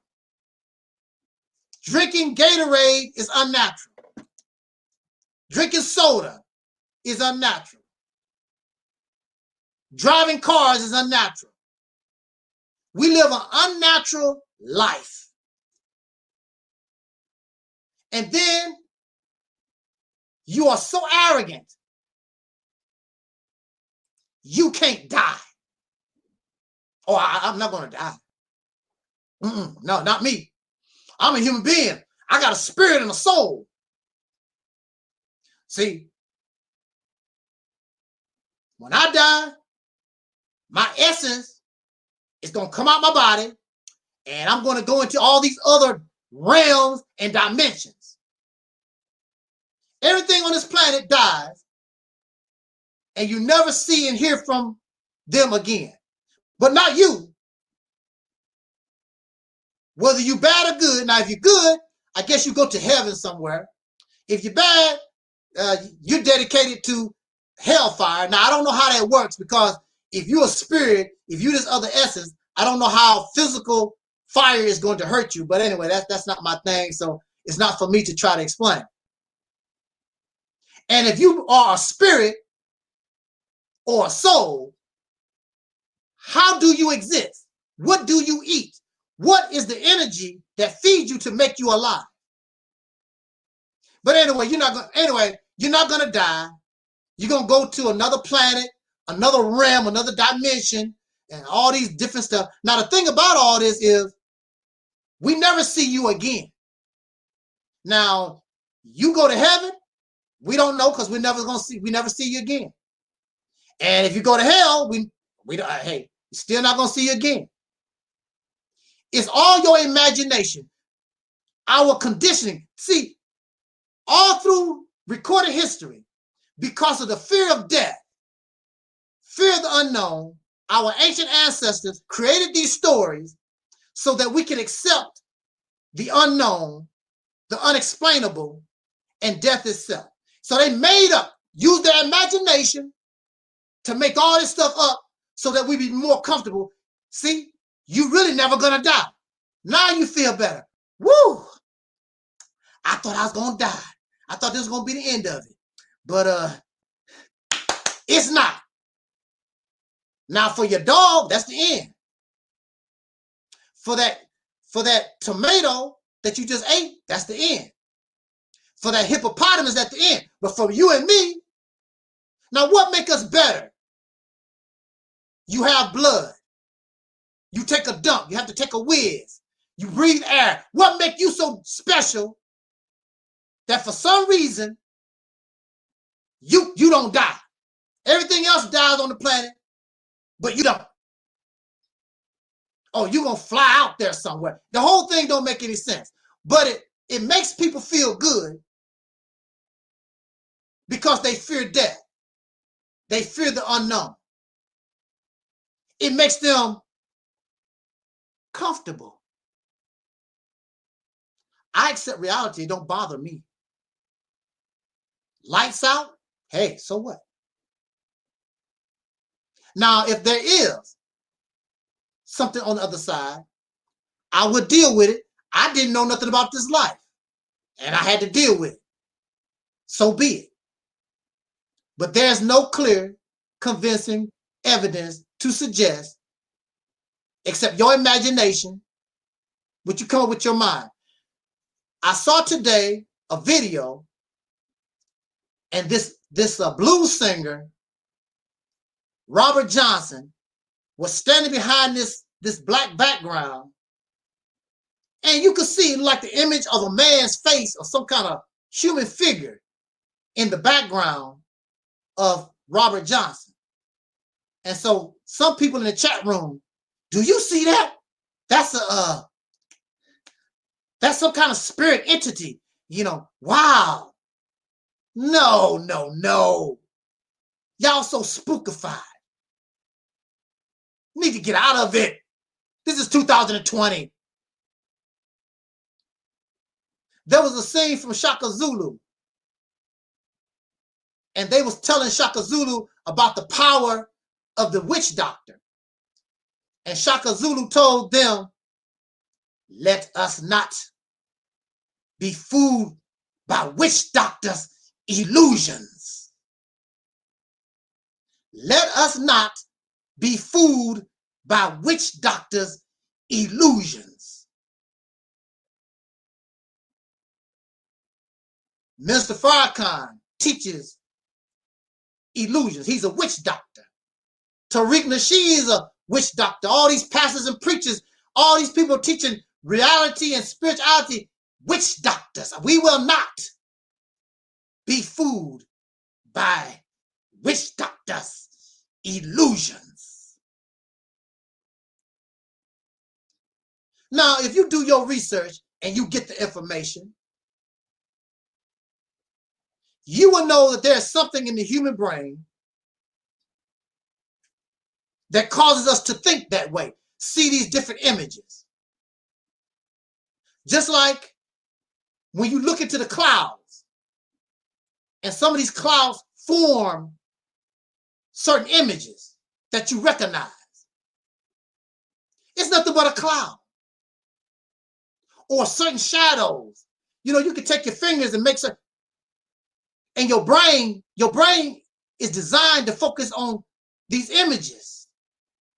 Back in the day, or even animals have this ability because it's a survival mechanism. If a rabbit or an antelope, if they see something that looks just like the shadow of a lion or some predator, they know to get the hell out of Dodge. It's a survival mechanism. Your brain is only making up something. You're looking at this background, and your imagination, your brain is making up this image because it relates to something that you know about, and it looks like a human face or whatever. And that's what you see. There is no spook. There is no entity looking at you on that picture. I remember as a child, I had one shirt on one part of the chair, and I had my pants on the bottom. And when you wake up in the middle of the night, it looked like somebody sitting in the chair. And it made me scared. I'm like, who is that? Because I don't know who this person is. Turn on the light. It's nothing but my shirt and my pants on the chair. It's your imagination. Your brain makes all this stuff up for you. We don't believe that because we don't want to die. We don't believe that because we better, we special than a deer and a blade of grass. We better. God favors us above. God gave us dominion over the fish of the sea and the birds in the sky and the animals on the land. We just so special. We just so special. Don't you feel good being special? Oh, wow. I don't feel special. It is what it is what it is. I don't feel that I'm better than a blade of grass or a deer or a rabbit or a hyena or an elephant. It's all life. And we all serve our purpose. The human being is out of balance. The human being is out of the natural world. So you think that you're above nature. Because everything they think you're talking about is unnatural. Science fiction. So you better in that world. And science fiction is your imagination. No different than Superman, Star Trek, and all this other stuff. Now, sometimes you can make science fiction a reality. There's a lot of things that's happening with us right now was in comic books a long time ago, fiction. But now the technology has caught up with the fiction. So now what used to be fiction is now reality. Now I have yet to see anybody come back from the dead talking about, I was in heaven, I was in hell, I was in between. I went to planet X and I flew, I went to another realm and a dimension and all this other stuff. Now, when you can show that is real, I will accept it. No problem. But at this time, you're a liar. I'm going to call it for what it is. You are a liar. It's your imagination. You are afraid of death. You are afraid of the unknown. Because that's how we've been conditioned. This is how the human beings have been conditioned with religion and spirituality for thousands of years. I don't blame you. I don't blame you. You caught up. These lies was going on before we was born. But you are liberated. You're not supposed to be a slave. You should know better by now, but you don't. Because you actually do like being better. And you actually do fear death and the unknown. And it's escapism. I ain't gonna never die. I'm gonna turn into a ball of light and fly in the universe forever. Conscious light. My melanin is gonna do this, and my melanin gonna do, they fill your head with all this stuff. And the reality is, you're laying on your back, and the Mexican is walking on you, and the Asians is walking on you, and the Africans is walking on you. All the immigrants, all these people from other countries come here, walk all on you, come in your neighborhood, rape your resources. You so great and you got all this going on. It don't make no sense. But it make you feel good. Oh, well, okay.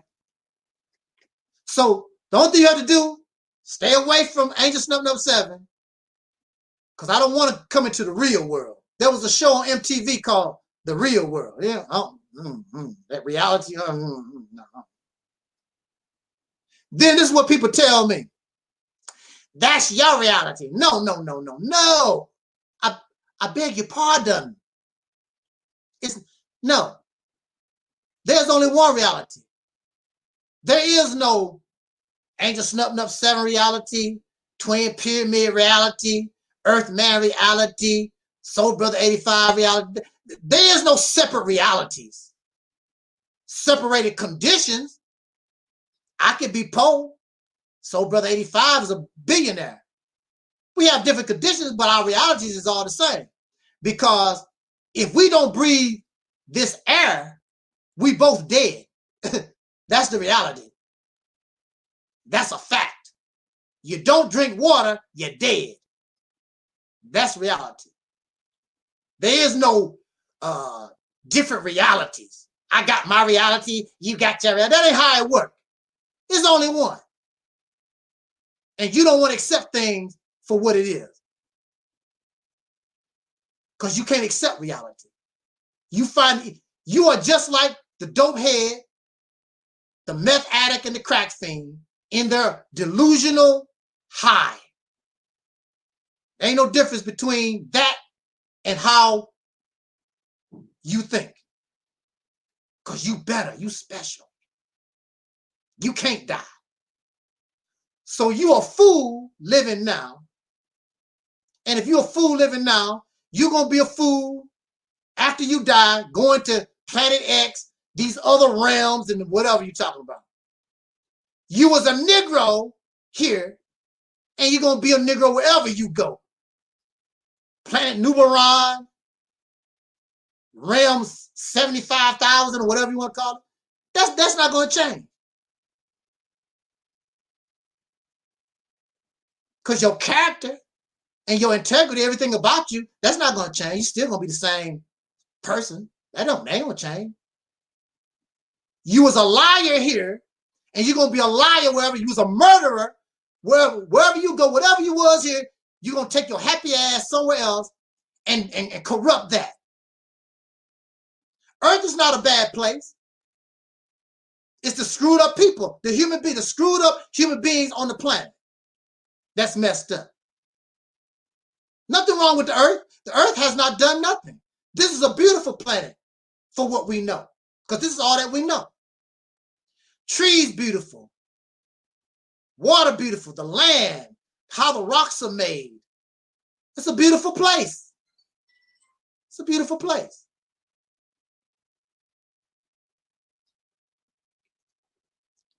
Other screwed up human beings, and see, you don't give a damn about the earth, because see, you gonna die and go somewhere else. You know how it is when you have a roommate and they know they're getting ready to move out of your house. They will leave their room any kind of way because they leaving. They don't care. They leaving trash and garbage and dog feces. They don't care because they going somewhere else. They'll leave all that filth for you to clean up. There's nothing wrong with the apartment. The problem is the people in the apartment. One is clean and one is filthy. And that's what you have right now. You have the righteous and the unrighteous on the planet. And the righteous is too scared and too cowardly and too spookified to kick the unrighteous out of power. Because you're going to another realm. You're going to another planet. Or you're going to wait for some god or aliens to come and do that for you. Spooky people, spooky people. Well, we're almost at 2 hours. And I'm still, maybe give me another hour, maybe I can finish this up. I still feel pretty decent myself. Again, thank you in the chat room. Thank you for those who are listening. I would be on Facebook, but the followers of the Honorable Mr. Louis Farrakhan flagged me for hate speech and bullying and harassment, so I can't simulcast on Facebook. So I apologize to my Facebook friends for that. I'm just going to start leaving them alone because they just pathetic. Running to Massa, he bullying me, Massa. Mr. Zuckerberg, sir. Yes, sir. All praise due Allah, to Allah for the Honorable Elijah Muhammad. All praise due to Allah for the Honorable Elijah Muhammad. Mr. Zuckerberg, him, with them girls behind him like that. Him, sir. He harass us. He bully us, sir. That's hate speech, sir. He hate the Honorable Mr. Louis Farrakhan. What y'all still doing here? Did not ban Farrakhan from Facebook? Yes, sir. Yes, sir. Yes, sir. But that we ain't talking about that, sir. We talks about him, that pup snuff person. He bully us. He harass us with all that real truth. I can't take it. We can't take that kind of stuff, sir. Do you want him or us? We making robots and zombies, sir. Well, you do make a good point. Okay, you made your case. We're going to take him off. We're going to suspend. Well, we're going to restrict his account for 30 days. And y'all keep zombieing and robotize the people like you're doing. Put them on that Arab slave plantation. You're doing a good job. And I want to tell you now, the only reason why we banned Farrakhan to make it look like we're against y'all, but we're really not. Y'all doing a good job keeping these Negroes docile, keeping them on the road to nowhere. So keep doing what you're doing. What is that word y'all say? Assalamu alaikum. All right. Shalom. Thank you, sir. You's good. Now, why? I bet that Angel's nothing 7.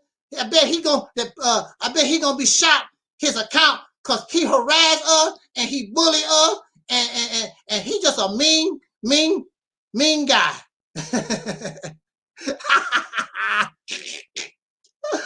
Woo! Oh man. Oh man. Oh man. Let me take a slight break, be right back.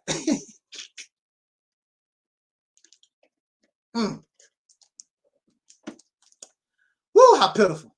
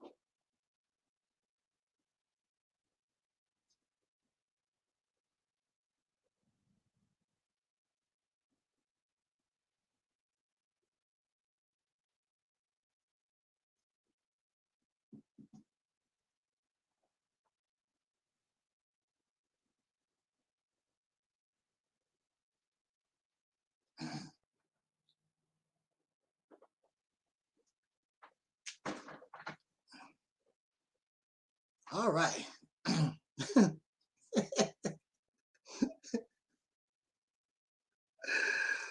Ooh, all these people just so, hey, not only them, when I was locked up, hold on a second again.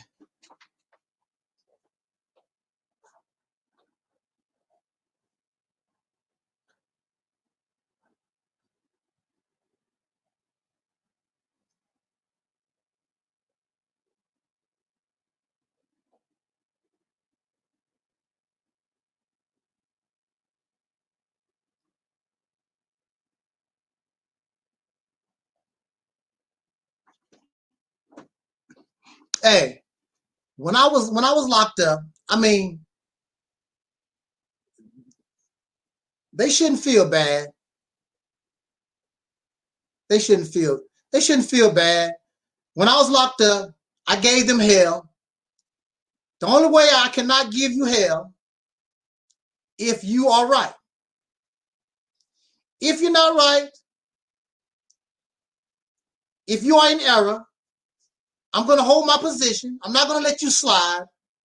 You tell me some nonsense that don't make sense, I'm not going to let you slide. I am not going to let you slide.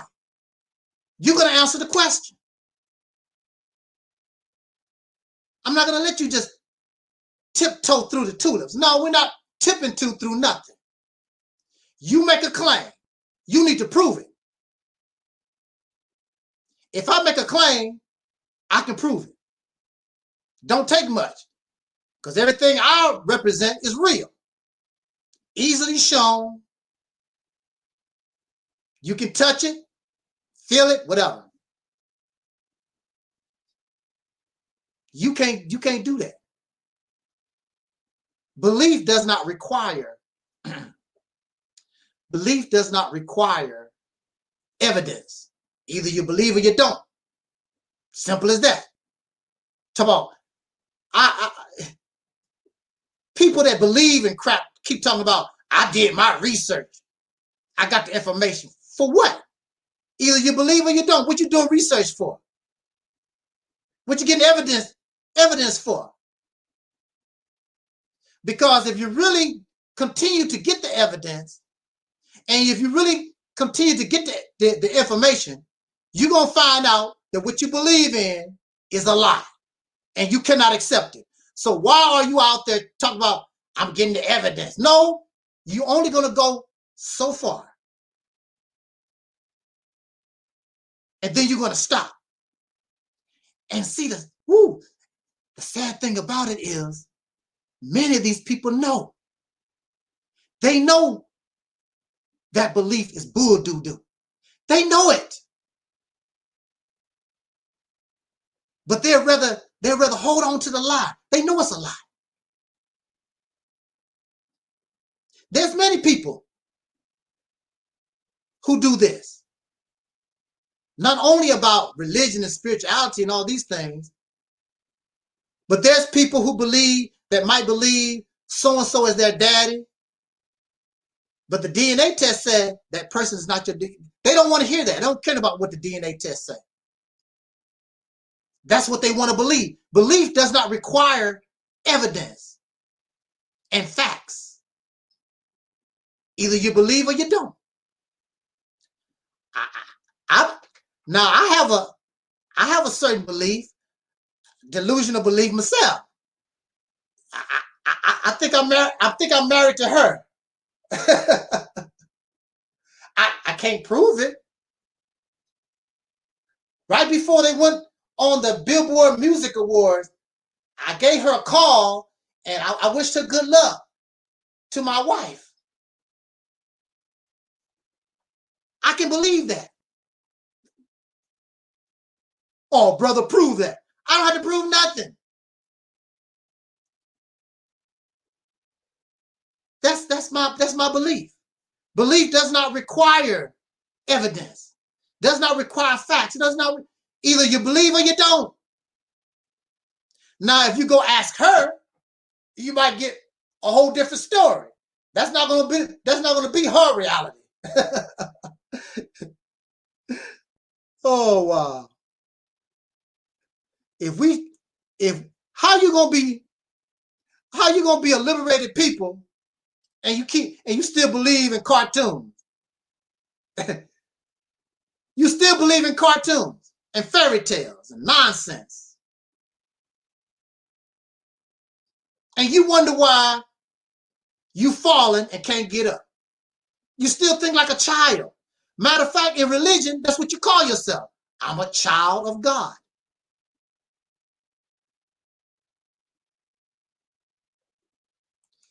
You never grow up. I don't care how old you get. I don't care how many thousands of years pass by. You're still a child of God. A puppy cannot stay a puppy. A chick cannot stay a chick. A kitten cannot stay a kitten. That kitten must grow up to be a cat. That chick must grow into a full-grown chicken. That puppy must grow into a dog. You cannot stay that way. And if the body, look, and if the body matures and evolves to be an adult person, and your mind does not remain like you're a child, they call that a form of mental disorder, mental retardation. And this is your problem of the once called Negro in America. It's your problem. Is that you and I have a childlike mentality, And Dr. Frances Cress Welsing even talked about this. And y'all don't really, you like Dr. Frances Cress Welsing, but when she started talking about how childish the black people are, you don't talk about that part. You want to talk about everything else Dr. Frances Cress Welsing spoke about. But when she called you and talked about how childish you are in the mind, and also mind you that women mature faster than men, but you are following men. So that means you following somebody that is always more immature than a woman. And so, who do we have as leadership? These men. Immature. And you wonder why you have fallen and can't get up?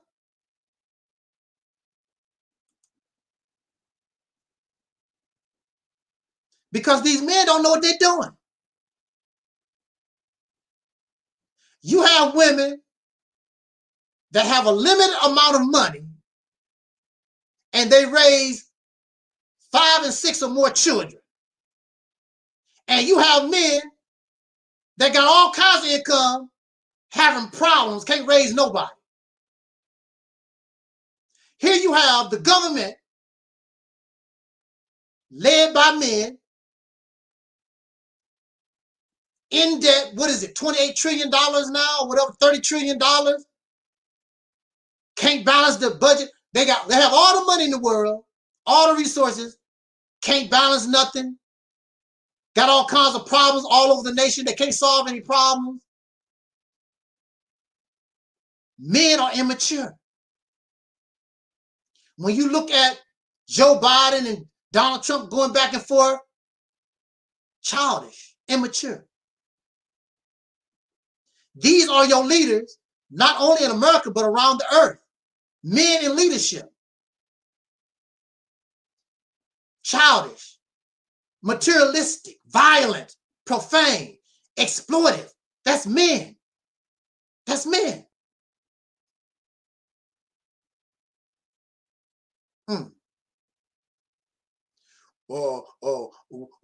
Females do the same thing. Under the influence of men. We've never been under the leadership of women outside of the influence of men.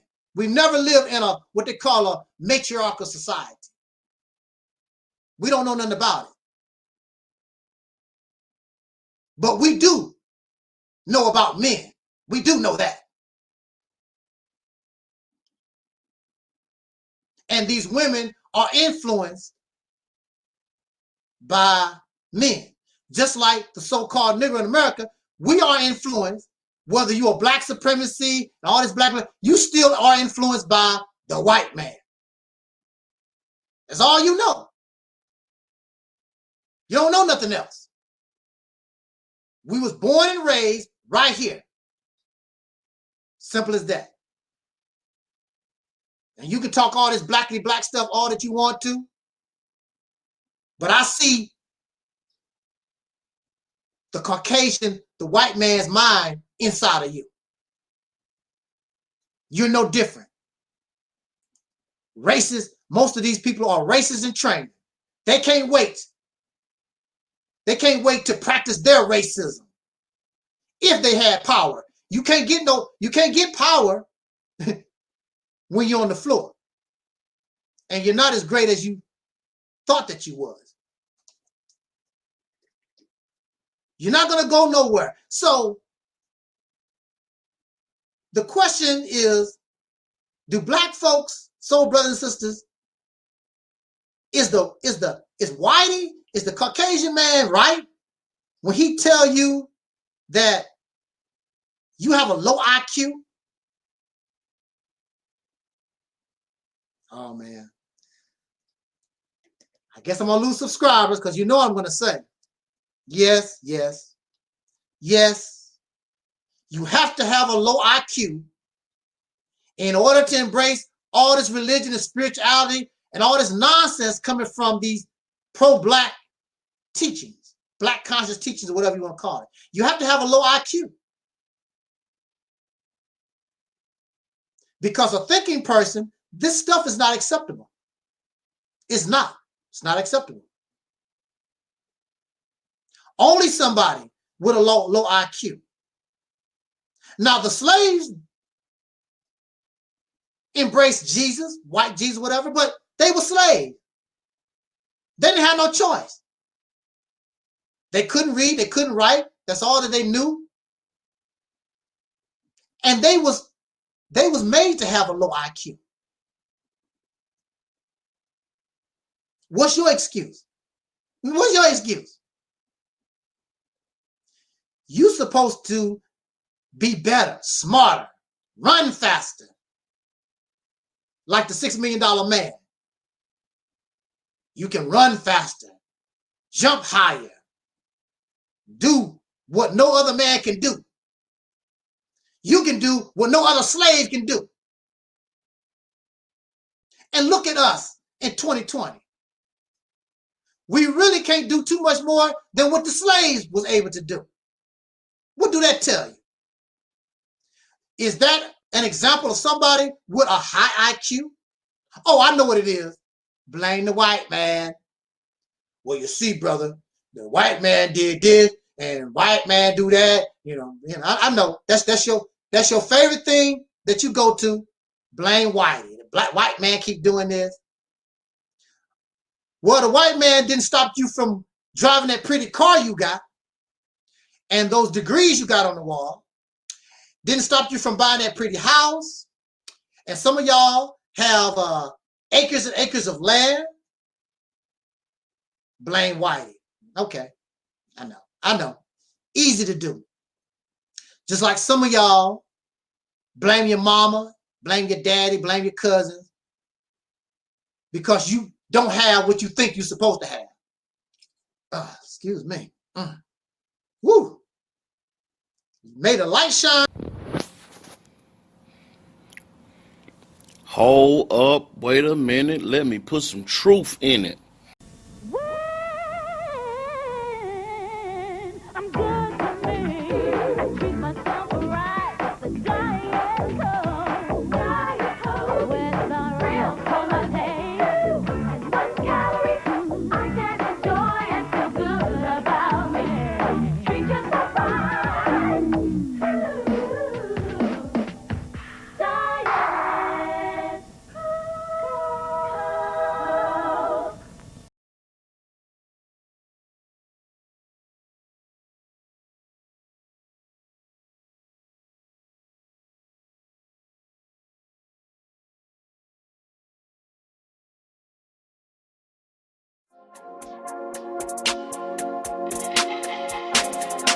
Have acres and acres of land.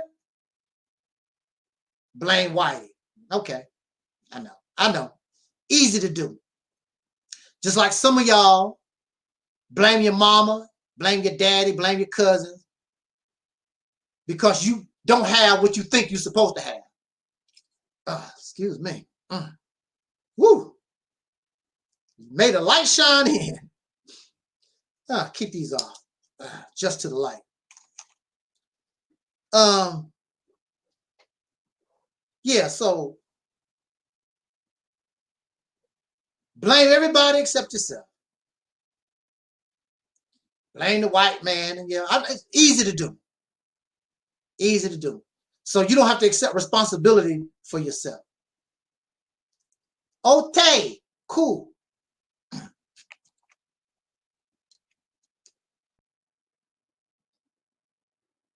Okay.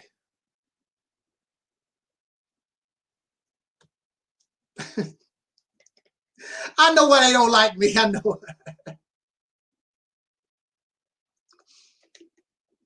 Woo. And guess what?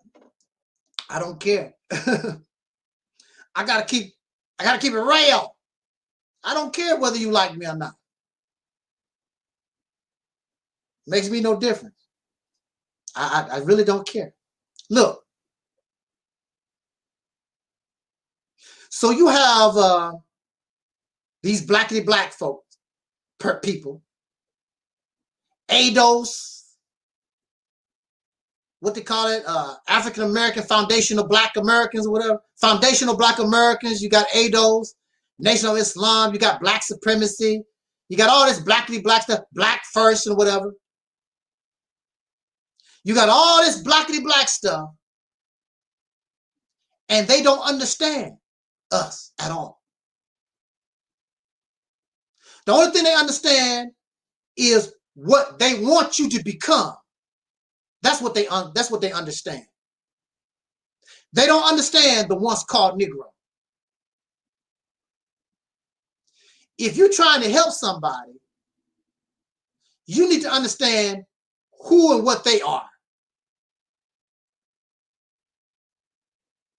Understanding the person in your imagination, what you want them to become, is not understanding them. So they have all these different plans and opinions. Now, mind you, black folks have not asked nobody to do nothing for them. Nobody. Now, Dr. King, those who supported Dr. King, they asked him to be the leader. They asked him because he was a minister of the church or whatever, and he had a good voice, and he was strong. Dr. King, would you lead us? Would you guide us? Would you help us do this? Those particular persons. Nobody asked Elijah Muhammad to be their leader. Nobody asked the Black Panthers. Nobody asked Marcus Garvey. We always talk about, or Jesse Jackson and Al Sharpton. These are self-made leaders. I don't remember going to the polls and voting for Farrakhan or Al Sharpton or the Black Panthers or Dr. King, or I don't remember when nobody asked soul brothers and sisters nothing. You stand up and you talk about, I do this for my people. I stand up for my, all of a sudden you're a black leader. You're a leader of soul brothers and sisters. Ain't nobody asked you to do nothing for them. See, that's the first hurdle that you have to get out, that you have to get over, is we need to ask the people what they want instead of what you want. Farrakhan is only the leader of his little clique. Dr. King was the leader of his little clique.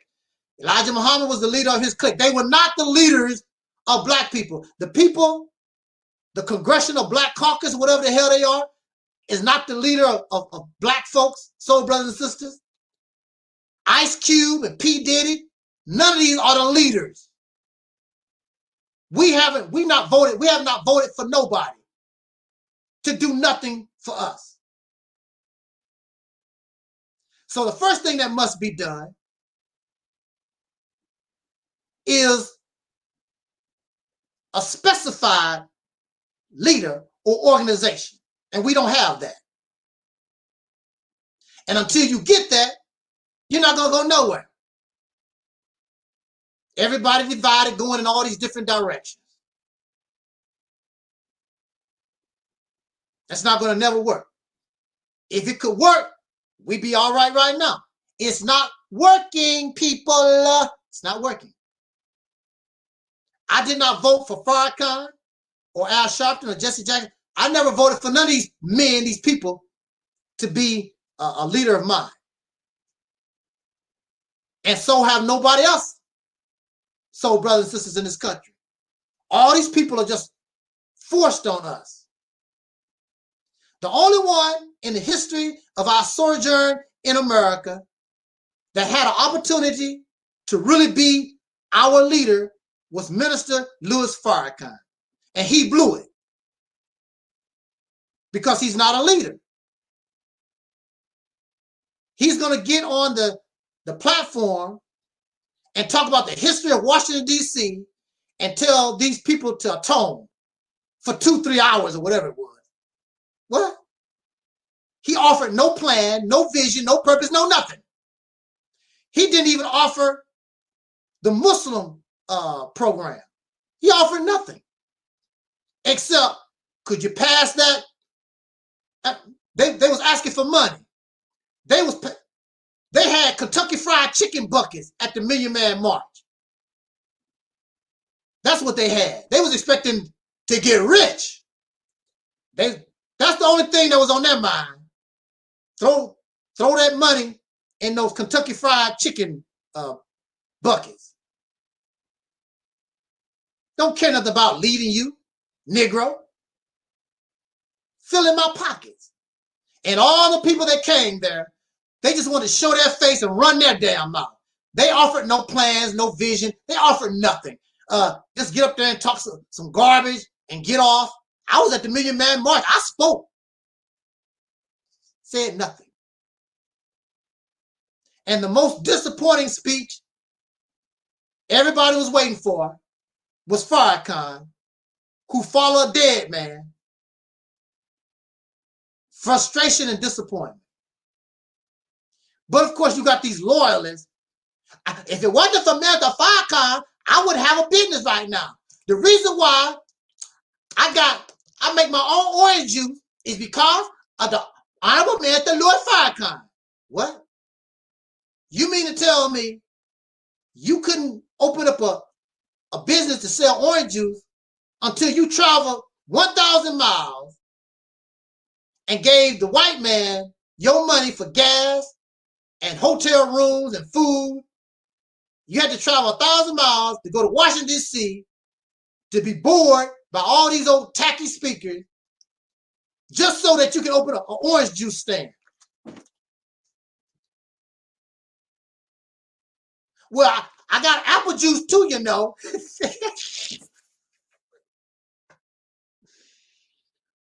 Ooh, boy. Okay. Maybe there's something wrong with me. Maybe I'm wrong. I told you I could be wrong. I could be in error. But that's not acceptable to me. It's not acceptable to me. That's acceptable to you. It's not acceptable to me. Can you imagine? Can you imagine if we had something like the Mississippi Campaign in 1995 and we implemented it and we was able to take control of Mississippi and be successful? Do you know where we would? Do you know where we would be at in 2020? Oh, you don't hear me though. You don't hear me though. You don't hear me. You don't hear me. You don't hear me. You listening. Well, rather you hear, but you're not really listening. Are y'all tired? 2 hours and almost 30 minutes. Are y'all tired?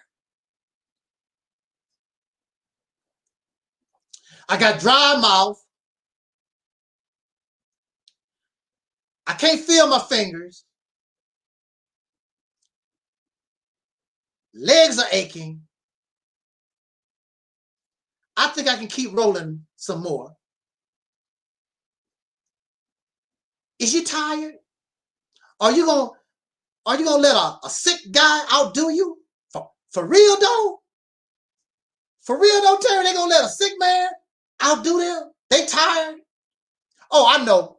I'm boring. That's what it is. I'm boring. I need to shut up because I know that we have a short attention span, and I'm bored, and I'm saying all this negative stuff you really don't want to hear, and I need to go back to the mental institution.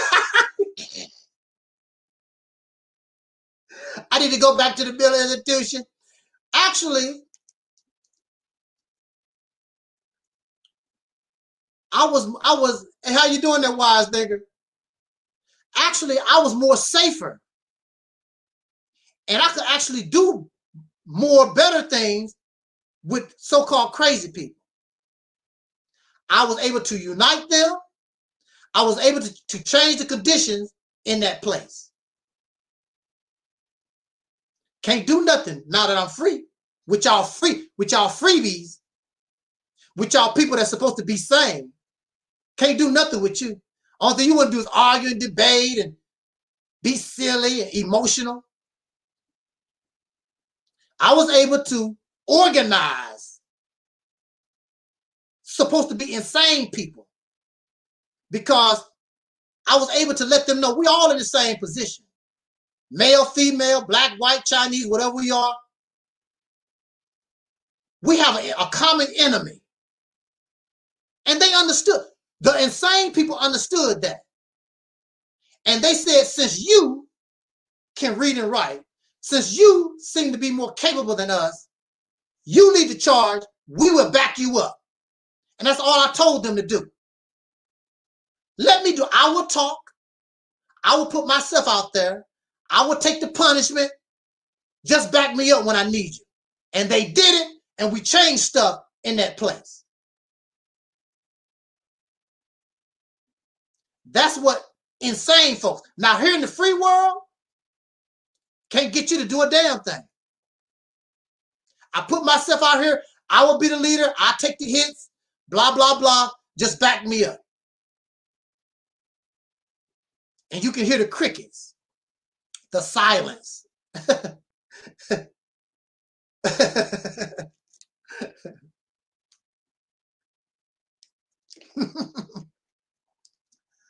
Whoa. Okay, let me see if I can knock off my, knock off my, I only have a few more topics to deal with, and maybe I can do that within the next half hour. Can you hang that long? Oh, dang. All right. I was going to talk about nobody fears black men. But I think we already got the message on that because you're not the greatest and you're on your back. Why would anybody fear a man and you're on your back? Oh, the white man fear us. He's scared of us. We was on the top. We was on the top, on the bottom. Now the black man is rising up. Did you hear what I said? I said it again. I said the black man is rising up. He was on top, but he's like the cream in milk. He always rise. I'm gonna say that again. The black man always rise. He don't slide. He don't slip. The black man he rise like cream. He rise to the top. That's what it do, my friends. Church, can I get an amen? Amen. Oh, yeah. Rising to the top, the black man. Rising to the top. I'm going to say it now. Rising to the top. That's the black man. Rising to the top. Woo. The spirit of that Holy Ghost. I love it. Love when you get to hit with that spirit. Spirit of the Holy Ghost. Now, let's see if that's true. Now, you have a rattlesnake. Now, you might be able to kill the rattlesnake with a gun or whatever. It ain't that funny, twin. Okay, we have a rattlesnake. And it's a possibility you can kill that rattlesnake with a stick or a gun. But the reason why you're going to get your gun and you're going to get a stick or a brick or whatever is because you fear that rattlesnake. You know what that rattlesnake can do to you if it gets a chance. Rising to the top. Black man is rising to the top. Just like bubbles and soda, we are rising to the top,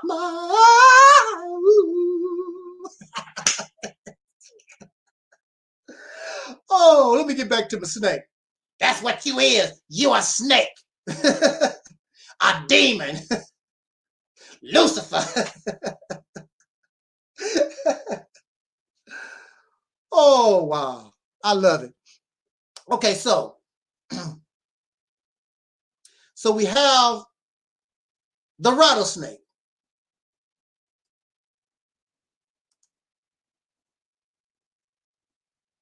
And the reason why you do these things is because you fear what that snake can do to you. And rattlesnakes have killed people. Okay? Now, why do we fear? We fear because something can cause us harm, injury, or death. It is not wise to try to run across a busy interstate because you can get hit by a car, get injured, or be killed. So most people in their right mind, they're not going to be too quick to try to run across a busy interstate. And there's nothing wrong with fear. Fear is natural to try so that we can try to protect our life. You only have, oh, I forgot.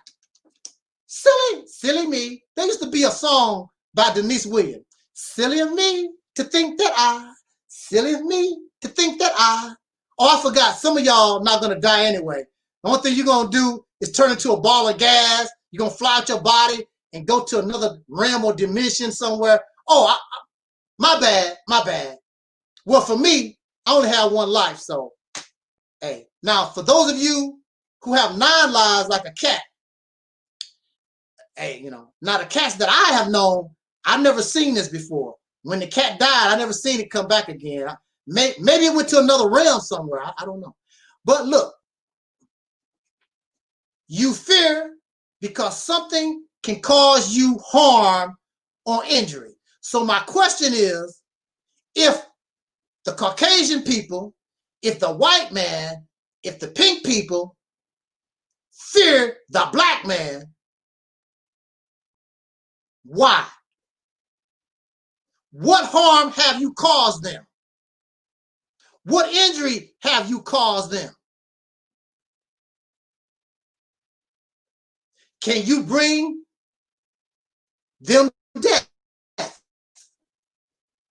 The answer is none of the above. So why would they fear you? Now, individuals, you know, if you catch a couple of white man and white woman walking down the street, if you catch individuals or whatever, and maybe a small group, yeah, and they don't have any guns, and you got a gun, yeah, you'll cause fear. But we as a people in this nation, going on 500 years, what have we done to bring them harm? I mean, I'm stupid here because, I mean, I'm here to learn because I don't see it. I don't see it. What have we done to cause them harm except be stupid, you know, Negro crap, you know? What have we done to cause them injury? And above all, what have we done to cause them death? Like I say, individuals, you know, of course you have black folks that are killed, you know, kill white folks now and then, blah, blah, as individuals. But I'm talking about us as a group. The black man. You say that they fear the black man. What has this black man done to cause fear? Now, if that snake bites you, what the snake done was bite you and put poison in you, and if you don't do something about it, you're a dead man. So what have we done to bite the white man to cause his death? That's why we learn Nation of Islam. That's why we learn Marcus Garvey, black, red, and green. That's why we learn about Hebrew Israelite. That's the poison. That's what the white man, our teachers. Our teachers is what scared the white man. He's so scared He let you put your teachers on YouTube, Facebook, and blah, blah, blah. He let you go out on the streets and call him a devil. Don't make any sense. It don't make any sense.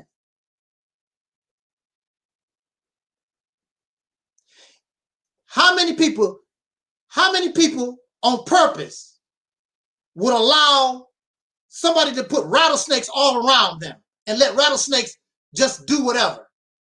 That's not gonna happen. Because there's a possibility one of those snakes might get through your defense and you might be a dead man.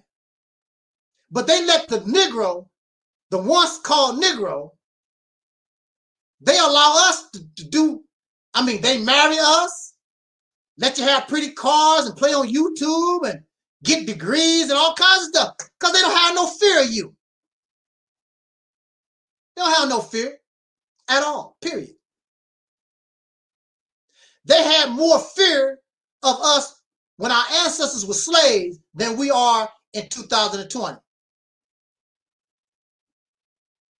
They had more fear because, and the fear wasn't really a physical fear. It was that giving this slave knowledge would make him more rebellious and make him a less effective slave. That was the fear. Rebellion. Don't want to do what I say. Might even learn some type of military techniques or something. Who knows? But here you are, 2020. They don't have no fear of you. They don't care about if you vote or you don't vote. They don't give a damn.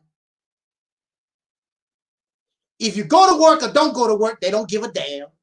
You mean nothing to them. Mean nothing at all, period, whatsoever. Fear.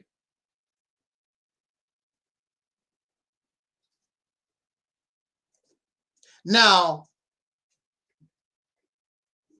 you might cause fear to other soul brothers and sisters because you will kill us. You will kill your own. You will slander your own. You will gossip against your own. You will be envious and jealous and lie on your own. You will go to Mark Zuckerberg and tell him that this person was harassing and bullying and file hate speech against them. Yeah, you will do that against your own, the own people that you claim that you love. Malcolm X found out how much he was loved, laying on his back at the Audubon ballroom, riddled with bullets. That's the kind of love the Negro is going to give to you. With all these teachings and Pan-African garbage, all this stuff is in effect, and you're on your back, riddled with bullets.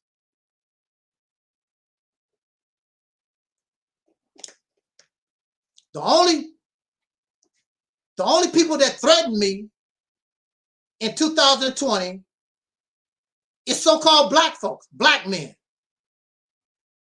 Back in the day, it was always Caucasian guys. That's the reason why all my channels was terminated, because the white man was involved. These Negroes don't have the power. They don't have the power to terminate 100 channels. I mean, Google took it personal. Pow, pow, pow. They was flagging.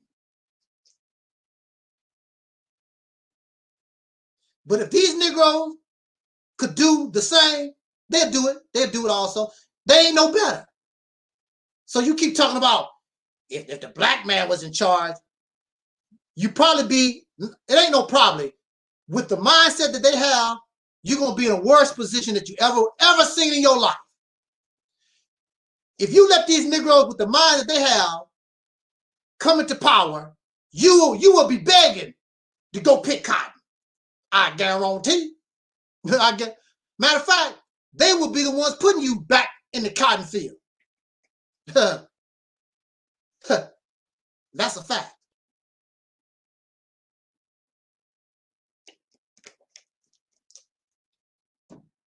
jumping off of that topic to something totally different, creationism simply debunked. Simply, very easy to do. Now, evolution is just a theory because nobody really knows. But it makes sense when you look at things and understand how things operate in our reality. Now, I don't know what they do in sub-realm number 45. I don't know what they do on planet Nuberon. I don't know. I can't, but we have an understanding of how this life on Earth operates. Creationism makes no sense. Creationism is telling me that things just fall out the sky whole. There is no evolution. There's nothing. You just make a bear, boom, like magic, it's there. Make an elephant, boom, it's there. That's what creationism is telling us. Creationism is telling us that the earth is only 6,000 years old, yet in recorded history, we have recorded history older than 6,000 years. And within that 6,000 year period came the elephants and the lions and us and whatever. It don't make sense. It's not enough time. So how can you simply debunk that foolishness? Well, look.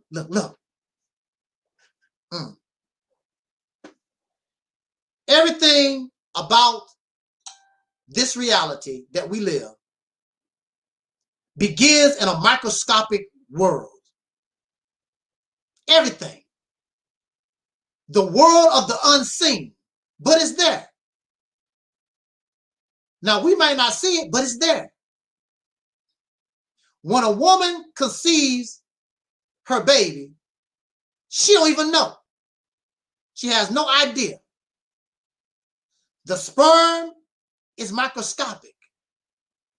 You cannot see the egg. The world of the unseen, but it's going on. Now, if it don't affect us and it's unseen, as far as we're concerned, it's not real. It doesn't exist. There's no lion in here. But I do know that lions exist. I know lions. It would be stupid for me to try to argue how you know lions exist. Have you? Well, I have been to the zoo to see the lion, but I'm just saying, I do know that the lions exist. But it's unseen. It's not no lion here. But it's real. I understand that. So I understand the concept. Just because you cannot see it does not mean it exists. I understand that concept. But at some point, somewhere, you got to make it real. And we have the technology, we have the mind to make it real. At one time, the only thing we know is a man lay down with a woman and she gets pregnant. Basically, we don't really know the internal workings of all that. There was a clue in the Quran talking about 1,400 years ago, talking about men started off as a clot or whatever. But it did not go into the science of how all that works. We know that now. So if you believe in creationism, whatever is that, creation, I'm not going to leave that alone. How can you believe in that things just drop out the sky when nothing around you is like that? It just don't happen. Even us, you and I started as a sperm mixed with ovum in the microscopic world. Your mother didn't even know when she got pregnant. It took a while before she found out, something wrong. But the process of bringing us into this world has started. Unseen, unknown. And once the process starts, then you will see the cells begin to multiply under the microscope, under the machinery. See, the naked eye cannot see it, but we've developed machines, tools that can allow us to see things the naked eye cannot. We can see germs and cells and all kinds of stuff.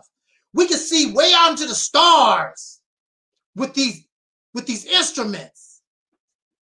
So if you believe in ghosts and you believe in the astral, develop a machine so all of us can see this. Go into the other dimension, bring back a machine so all of us can see this.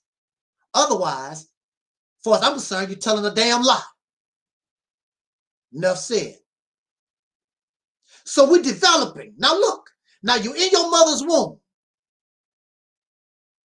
And as we develop, you don't look nothing like what you're going to become. You look like a little fish in water, a little tadpole looking thing. And you begin to form. Don't even look like a human being.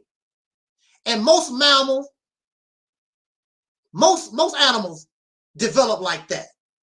All look like almost all the embryos look basically the same. Start off the same kind of way. And you develop and you evolve. And each cell that comes from up out of that creates the different systems of your body. Your heart, your brain, the nerve system, the blood system, the digestive system. You start to form, your mouth and your skeleton and all. Little by little, you develop in the sack of water. This tells me that somewhere in time, we came from water. We came from water. This tells me something about mixing the sun's light with the water of this planet started life. Something about it. And it started off as one cell organisms, and they began to evolve and split and change over time, possibly adapting to the environment of this planet as this planet was developing. And it takes longer than 6,000 years. And so after 9 months, you don't fall out the sky. Your mother is at home, or your mother's in a hospital, and she's hurting, and she's going through these palpitations or whatever, and she gives birth to something that we could not even see in the beginning, that was microscopic. And you still not you yet. You are infant. The only thing you can do is cry. You can't feed yourself. You can't bathe yourself. You can't do nothing. The only thing you can eat is liquefied food. So you still developing. And by the time you're 13, 14, 15, you're a teenager or whatever, now you almost developed to maturity. You did not fall out the sky. Tomatoes don't fall out the sky. They start off as this little seed, and you put it in the ground. These big trees, some of these trees been around for hundreds and hundreds of years. They started off real tiny. Everything on this planet starts off in a microscopic world, and then it grows, it develops until it develops into what it's supposed to become. Nothing falls, nothing is whole. not to be nasty,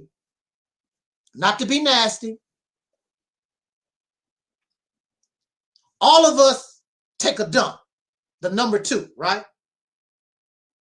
Do you? Some of you, what, you don't? Okay. You must have a colostomy bag.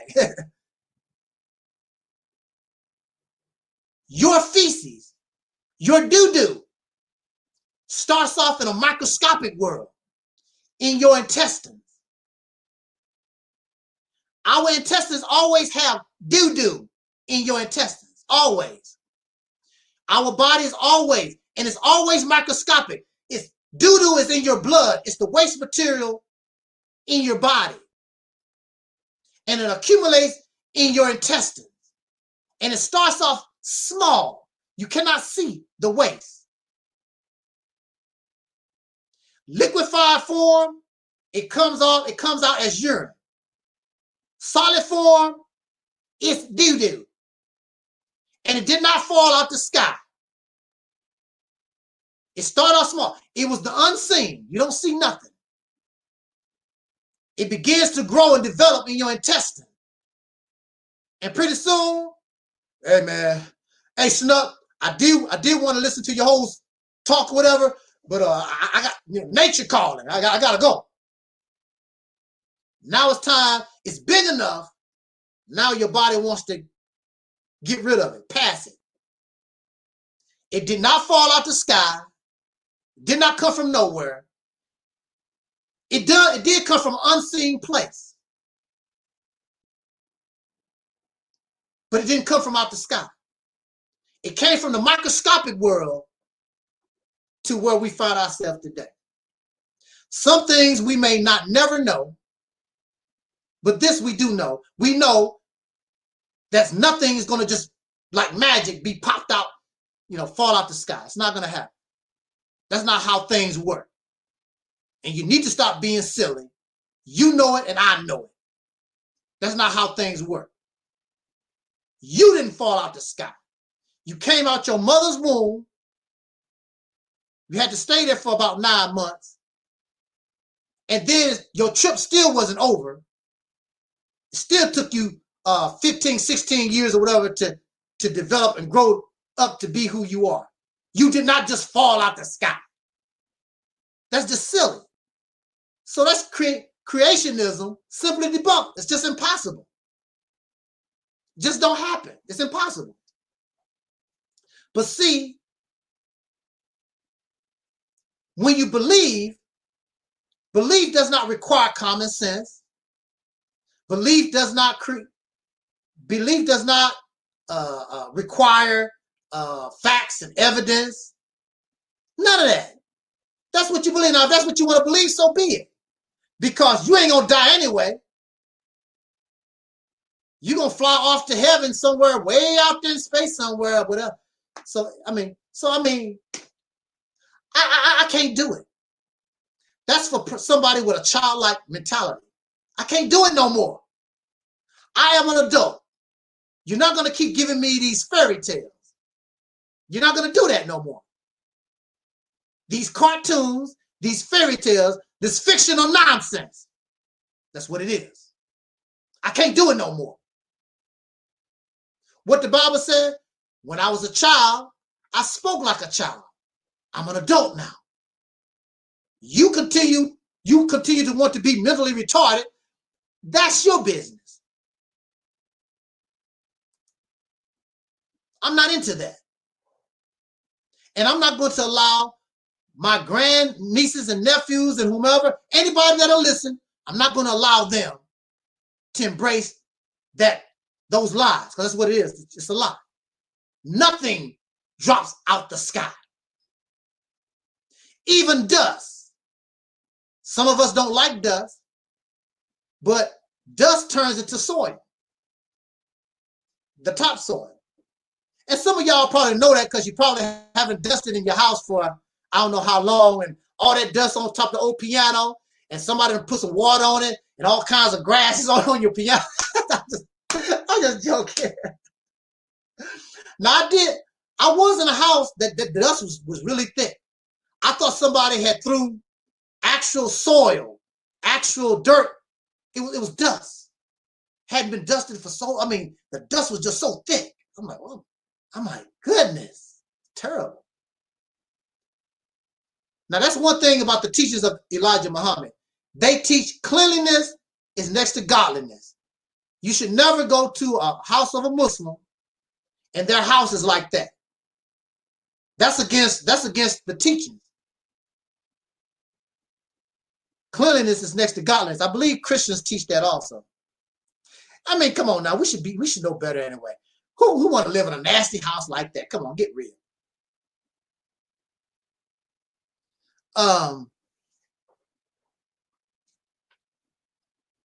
Actually, I've made it.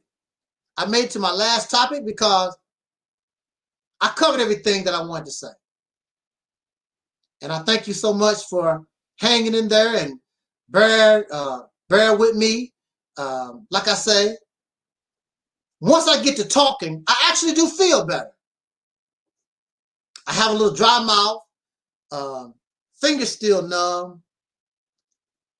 The pain really is not bothering me. I'm really cool, considering.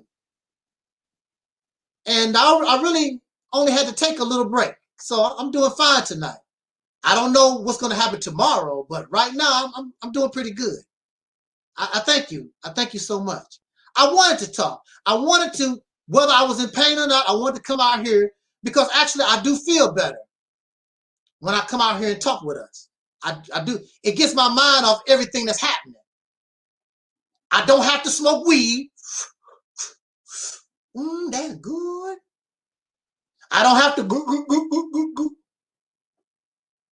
I don't have to shoot nothing in my arm. I get high off life. I get high telling the truth, bringing reality. I love it. That's how I get high. I even get high and get a thrill because those people flag me. Hate speech, bullying and harassing. Are you serious? Come on now. I want to bring back and bring all this to conclusion and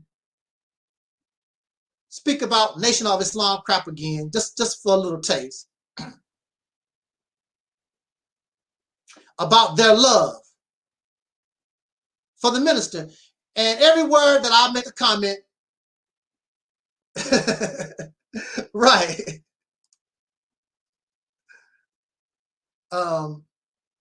Everywhere I comment, they want me to know I love the minister. I love his hymn. Don't talk about the minister.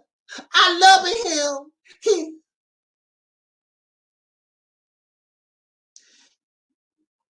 Look,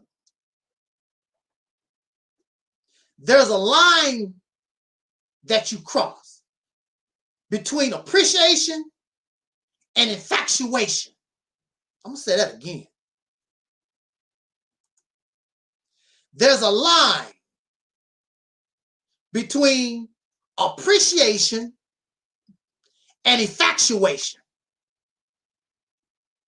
I have appreciation for the talents of my sisters. I do not have an infatuation. This is the only poster that I have. I listen to a little of their music and all that type of stuff, but I don't think about In Vogue and all that.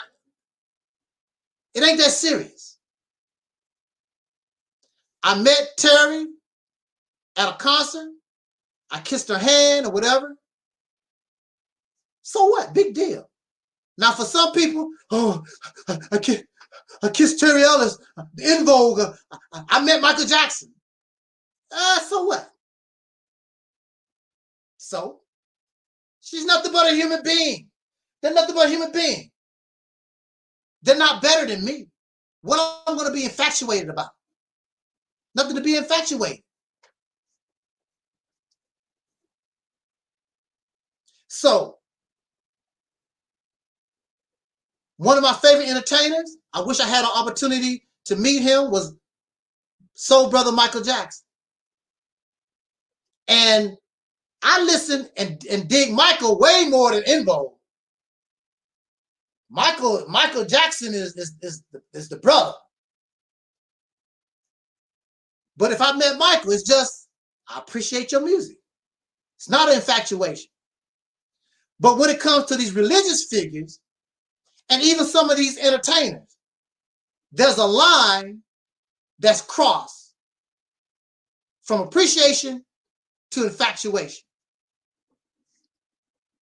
So when they say they love the minister, it's not appreciation. It's fanaticalism. They become fanatics.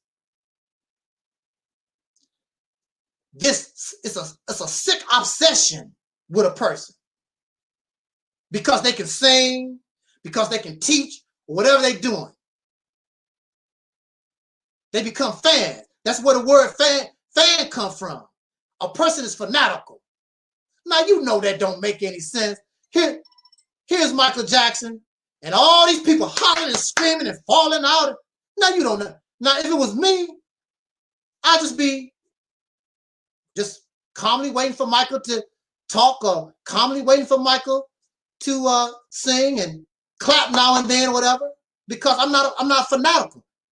I can take it or leave it, but a fan cannot take it or leave it. They are obsessed, just like a drug addict, like we talked before. A heroin, crack, meth fiend. They gotta have more. You got people that might be a fan of En Vogue. Everything in their house is about En Vogue. The Terry room, the Cindy room, the Rona room, the Dawn room, the Maxine room. They got En Vogue pictures all in their car everywhere. They become fanatical. And if you say that En Vogue cannot sing, they might kill you over it. And that's how they treat the Honorable Minister Louis Farrakhan. They fanatical. That's why Malcolm X was murdered, because they was fanatical, obsessed with this religious figure. Don't you talk about my messenger. And they murdered that man because they fanatics. And that is a sickness, because you should never want to see or treat somebody higher than yourself. Michael Jackson is not higher than me. En Vogue is not higher than me, better than, more special than me. I do not want none of you out there in YouTube land and Facebook land out there. Never think that I'm smarter and better than you. Never. Because I'm not. And you should not allow that. Don't put my pictures on your wall. Why you want to put my picture on your wall anyway? I'm just curious. But that's fanatical. And plus, me myself, I have a problem with putting men on my wall. I don't like that. I don't like that feeling. My brother, my grandfather, certain people like that, men, I might put on my wall. I really don't like men on my. I don't like that. That's sort of. I don't like that. But you have all these men. They got Elijah Muhammad, Marcus Garvey. They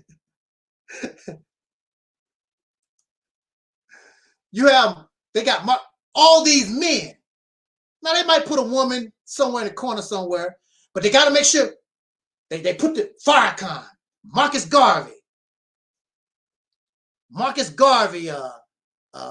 Dr. King. They got to put men. This is men who want men on the wall.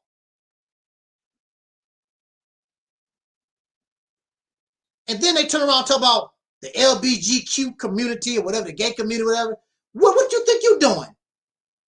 And when you see them, they always talking, it's about men. It's always about men.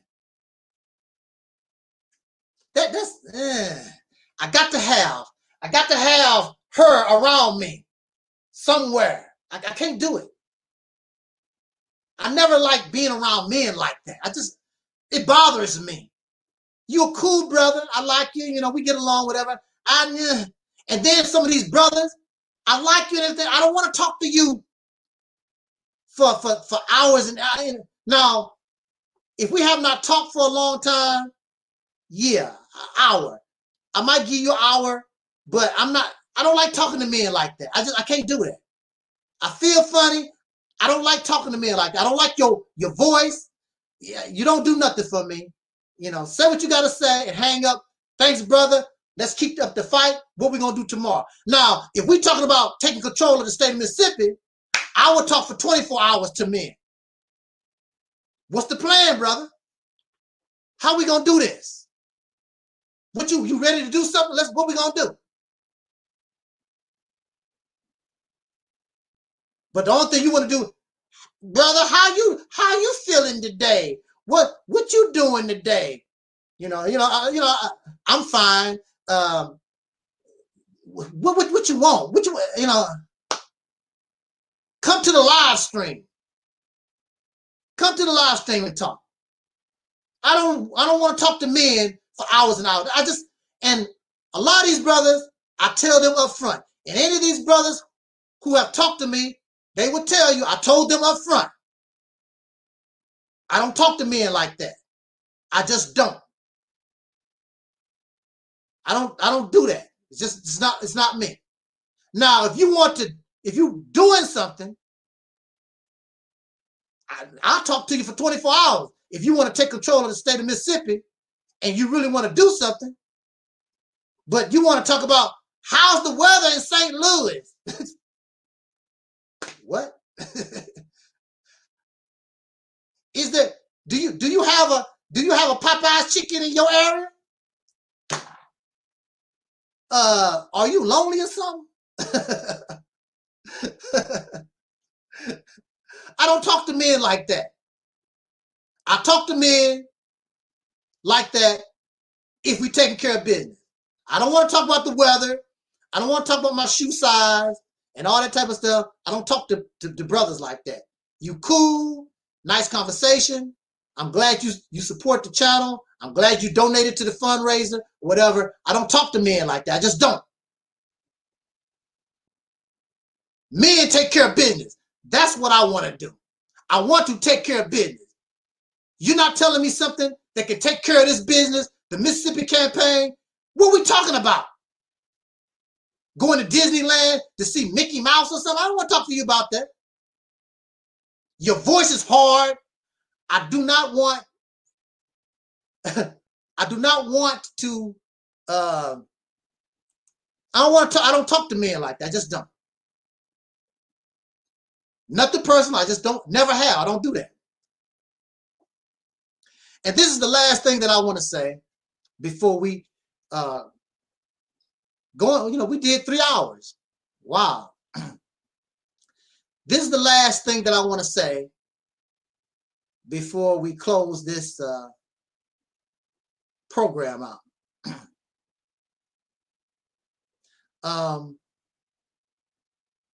The dark skin. And I wish I could have got my sister, Rashida Strober, because she's the dark skin activist. I wanted to get her when I decided to talk. Maybe I will talk about this when I can be able to get her on the live stream. This dark skin prejudice thing. I do feel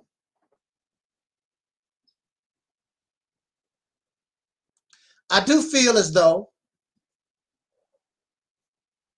my skin color probably had something to do with why I could not rise in the Nation of Islam. Now that I think about it.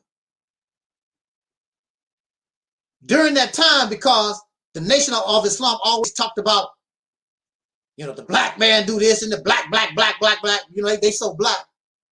I never paid attention that the leadership was always light-skinned, except Khalid Muhammad, basically. Basically, it was always light-skinned people, light brown or whatever. How can you talk about the black man but your leadership is all light-skinned folks. It's not even a mixture of people. It's all light-skinned folks. And even if you go back to Elijah Muhammad's time, they were all light-skinned. You didn't really see no real dark-skinned brothers and sisters in leadership. You did not see them. And their God, Master Farrakhan Muhammad, is a biracial. His father is supposed to be black and his mother is supposed to be white. Master Farrakhan Muhammad looks like a white man. So you have a white, even though this God's supposed to be half black, he still look white. And you have all the leadership in the Nation of Islam is light-skinned, light, how do they say that? Light, bright, damn near white.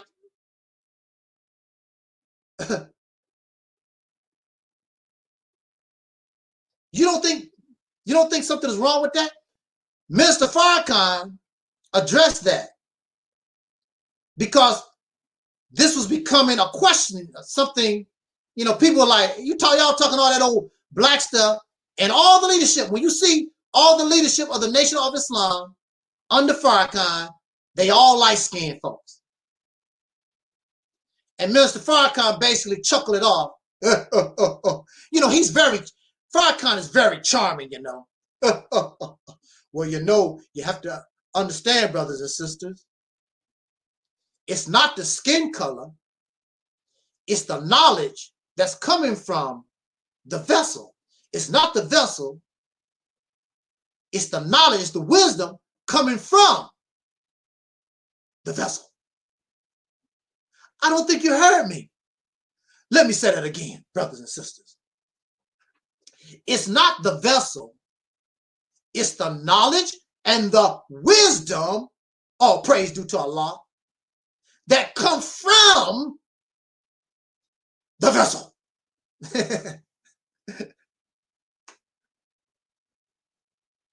Okay, that's cool. Well, if the vessel don't mean that much, how come you don't have some dark-skinned vessels around you in leadership? And then the darkest vessel, dark-skinned vessel that you had, you kicked him out and threw him under the bus. Brother Khalid. If it don't mean nothing. Woo! It remind me of white Jesus. And you tell them, they always say color don't make no difference. Well, if color don't make a difference, then I'll take down the white Jesus and put up a blood. Oh, no, we're not going to have that. You say color don't make any difference. So if Farrakhan really believes, free your mind. You got all your bad boys, they fight and they curse, but Mr. Goody Two-Shoes will whip you worse. But Mr. Two-Shoes, he got some new shoes, the ones are ready to round with shoes and all the universe. He might be nice, sweet, good and kind, but a put his Converse shoes on and he tie your tracks on your behind. Nice shoes, KJ. See you later, okay?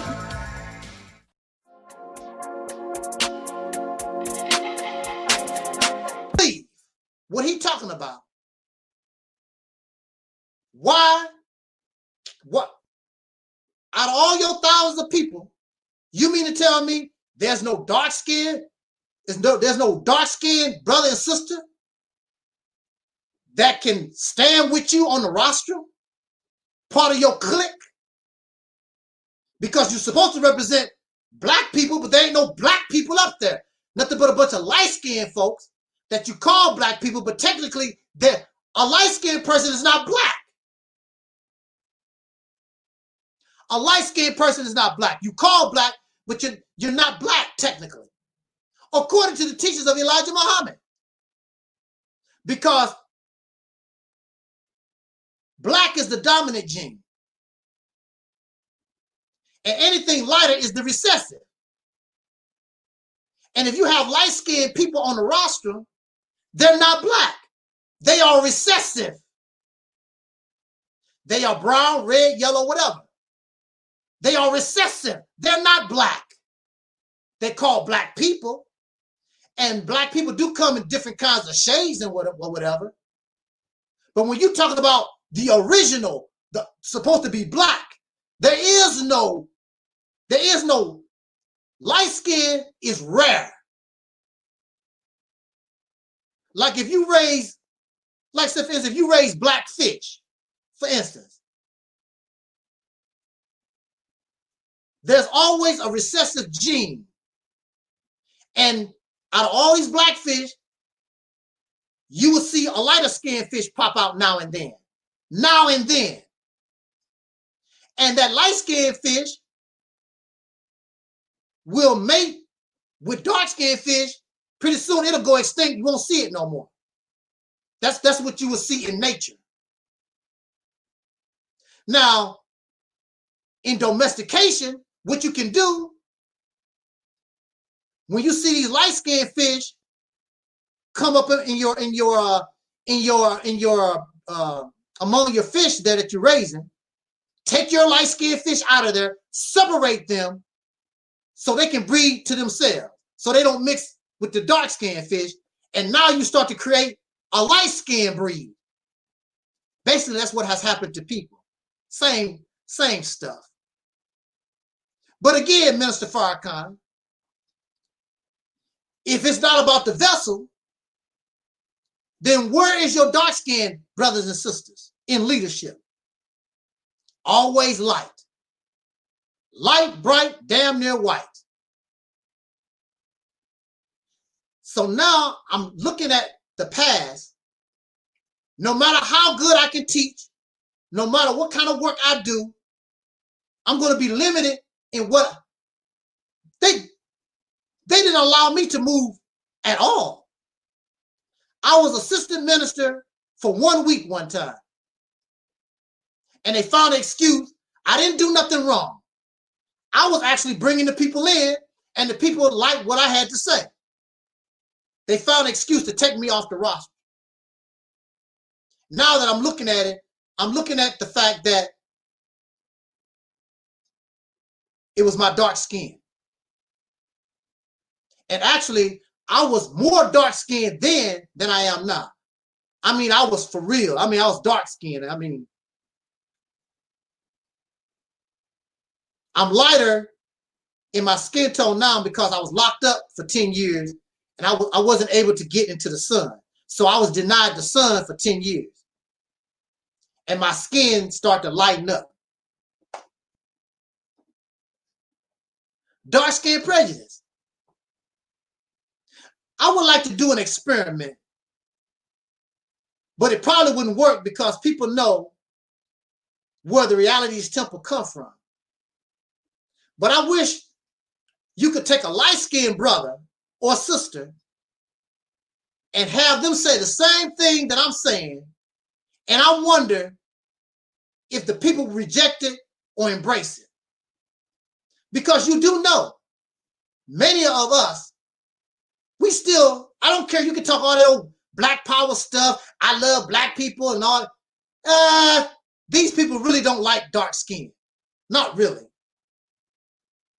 They like dark skin to a certain point, but when you really get black, really get dark, they really don't like that. They lie to you and tell you they do. They really don't like that. Look who are they choosing to have babies with? And that'll tell you what they really like. It's always a lighter skinned type person. They're not out here looking for dark skinned people to mate with like that. They're not into that because they don't want their children's black. They don't mind you being a little dark, light brownish, whatever, dark brown. They don't want you black. Do a Google search and look at the Africans. Some of those people over there, so dark, even the whites of their eyes is dark. Black. You really don't like that. Black. No, you don't. P. Diddy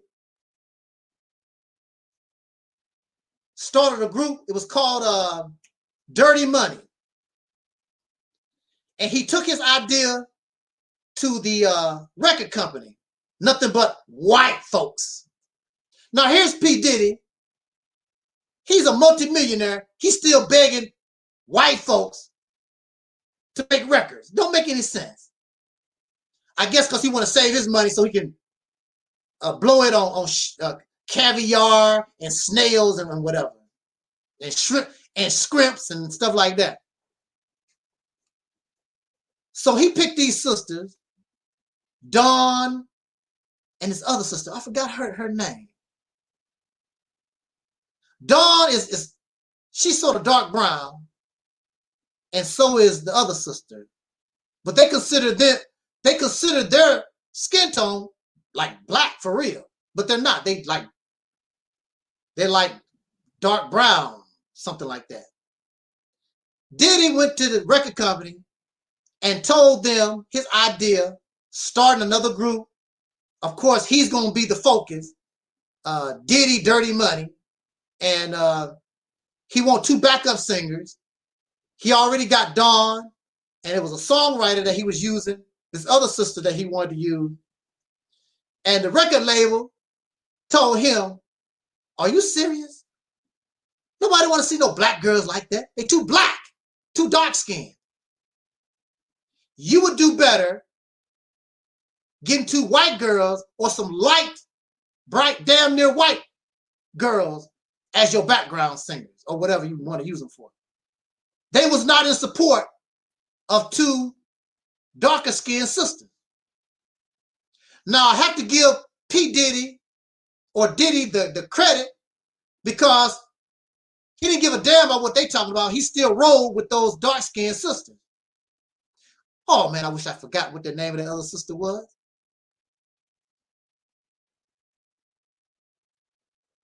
And it goes to show you, it has not gone away. Dark skin prejudice, dark skin bias and hatred.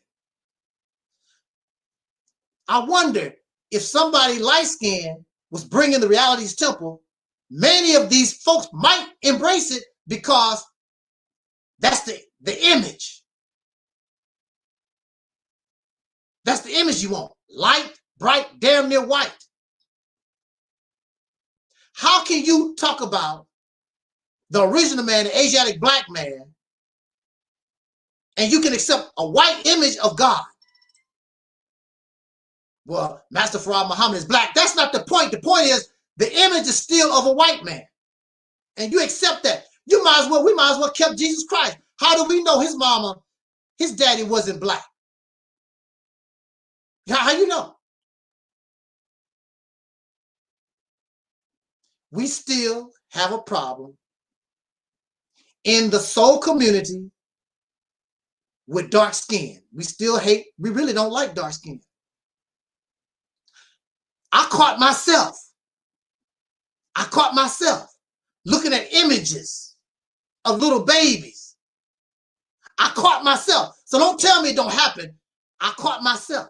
And I love my skin color. I love my tone. I love the darkness. But I saw a baby that was really, really dark.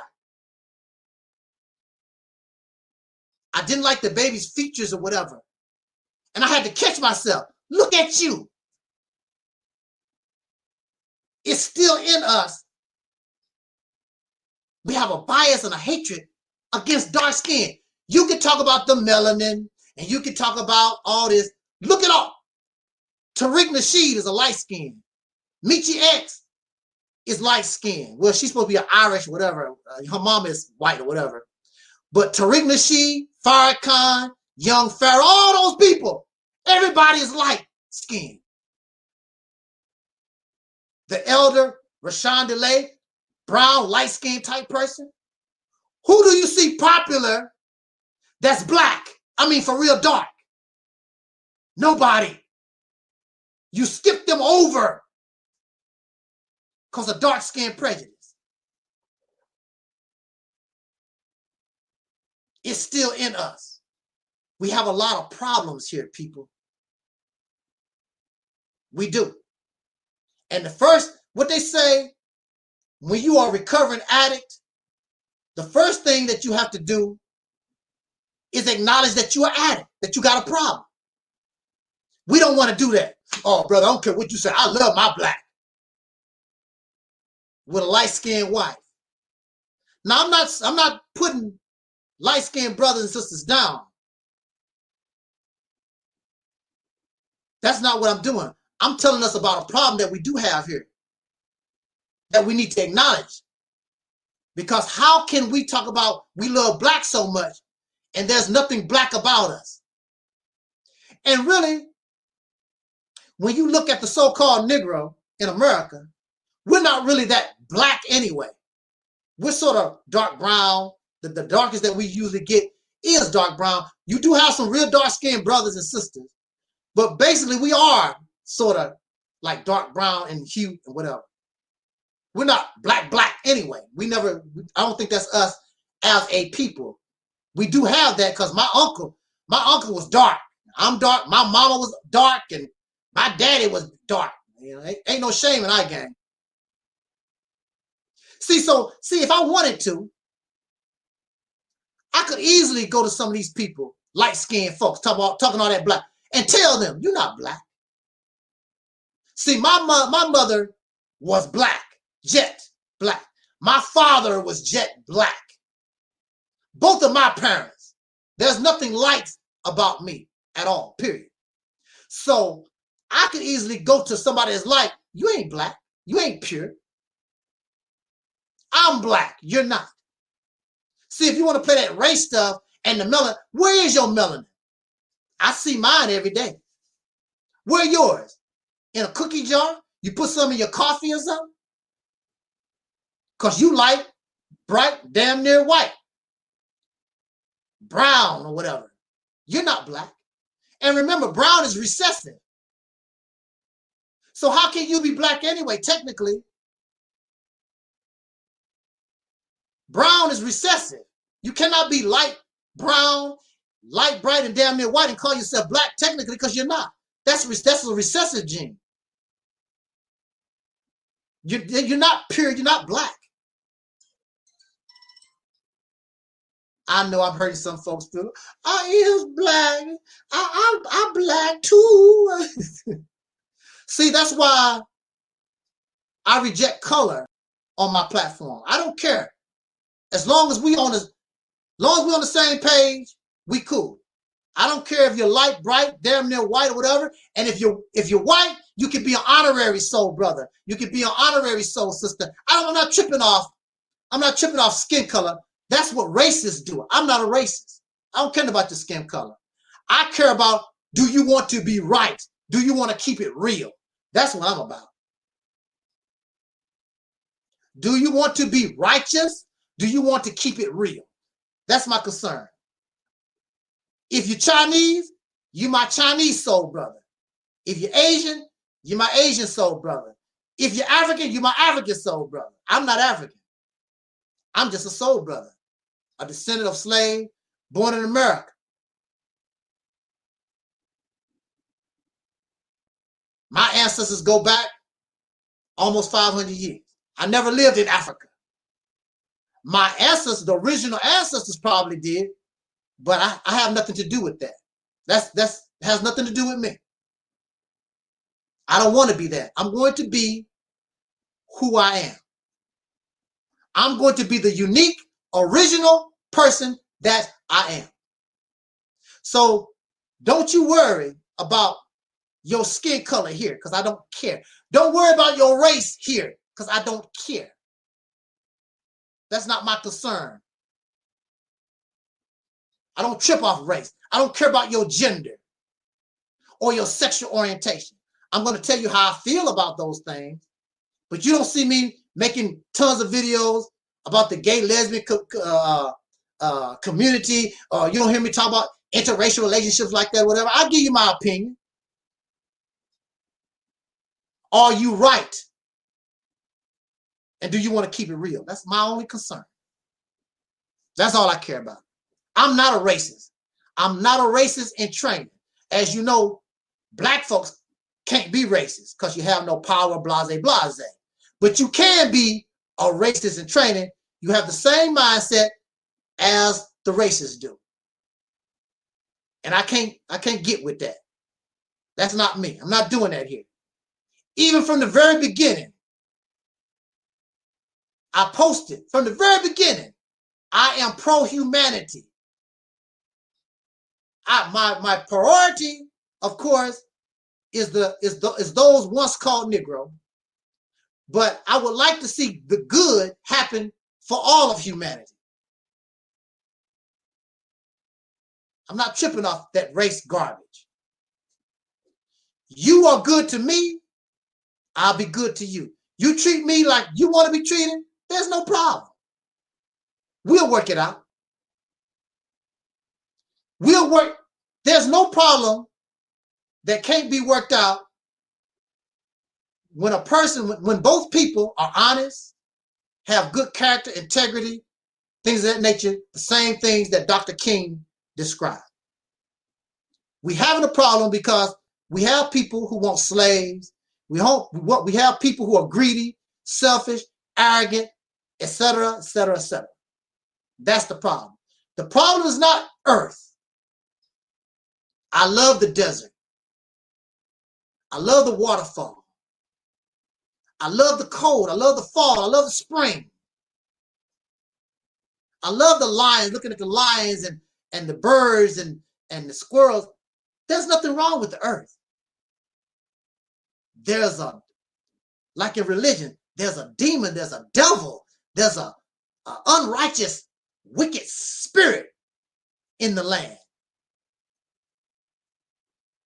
And the righteous actually outnumber the unrighteous. But we are divided and messed up in the head. So as long as we're divided and confused and messed up in the head, then the unrighteous can continue to do what they do. There's no God that's going to come to help you. There is no second life. There's no second chance. If you don't do it now, it won't get done. It's simple as that. And speaking of getting done, I'm really done. I want to send a shout out to my sister, Tangi Cox. Our sister, you probably know her. She did a live stream with us not too long ago. And Sister Tangi Cox, she is trying to wean herself from smoking and alcohol. 25 years in the business. And she wants to get out of that business. And so far, she's been doing real good. A little over 2 weeks. And I'm proud of her. And I've been doing everything that I can to inspire and try to keep her. And matter of fact, a lot of her Facebook friends and people trying to encourage her, motivate and inspire her to stay on that path. She's doing good. She says she's feeling better. And that's a good thing. That's a very good thing. I'm very proud of her for her efforts. And she says she's going to do that. And I know she's going to do it. She's going to get off smoking and drinking. 25 years. She says she wants to be here when all her children become adults. She wants a little time on this planet with her loved one. She knows that smoking and drinking might cut her off a little early. So I applaud her, and we should applaud her, our sister, soul sister, in her efforts. And hopefully she'll come back and be on live stream with us again. I want to send a shout out to our sister Noble out there, and of course Brother Taalik out there, and Sister Rashida Strober, the world's first dark-skinned activist, who is a good supporter, a great supporter of this platform, and I support her. We need to support one another. I'm very appreciative. I thank all of you again for donating to my medical hospital fundraiser. I appreciate it. I mean, you have helped me so much. I can't tell you. I'm shocked. Well, I shouldn't be shocked because we family up in here. And you know, that I would do the same thing for you. There's no doubt about it. I'm not going to leave none of us hanging like that. We all that we got. I did want to mention about equality before I get out of here. There was a documentary on National Geographic or something that I had saw. A primitive tribe, okay? They went into this tribe, they melanated people, and everybody was equal. Now, how can you be equal? But they had a rich class, a poor class, and they had tribal leaders, and you had the king and all the big shots. How can you live in a class system, but everybody living equal? And when somebody went out and got food or whatever, all of it was shared in the tribe. You don't know who the leadership is. Their house looked just like anybody else. The poor, the rich, everybody lived in the same kind of house, eating the same food, drinking the same water, but they still had these class systems. How is that possible? How can anybody live like that? That's impossible, right? These are primitive people. How is that possible? There's a people called the Maasai, I believe. The Maasai. They have the same type of what's the word I'm looking for? Family arrangement. You can't tell who is who. They have a rich class and a poor class and blah, blah, blah. You don't know who is who. They all look the same. You can't, who's rich and who's poor? Who's the leadership? The leadership living the same kind of way that everybody else is living. That's my vision. That's my dream for Mississippi. When you go to Mississippi, you can't tell who is who. Because the homeless gonna have a home. Everybody, you can't tell who is who. You're not gonna know the leadership and the rich because everybody's living the same kind of way. And everybody getting along, there's no problem. It can be done. The problem is we don't want real equality because I got mine, you get yours. I ain't sharing nothing with nobody. You want to argue about, well, they only killed one buffalo, I killed 3.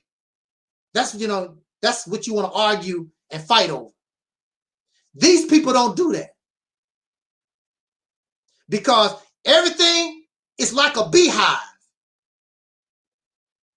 Don't you know that some bees outperform other bees? Some bees might bring in a whole lot of pollen or whatever.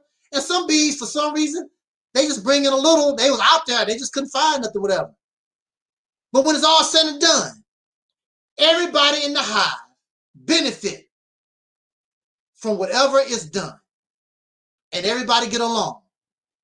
If somebody attack the hive, everybody defends the hive from attack.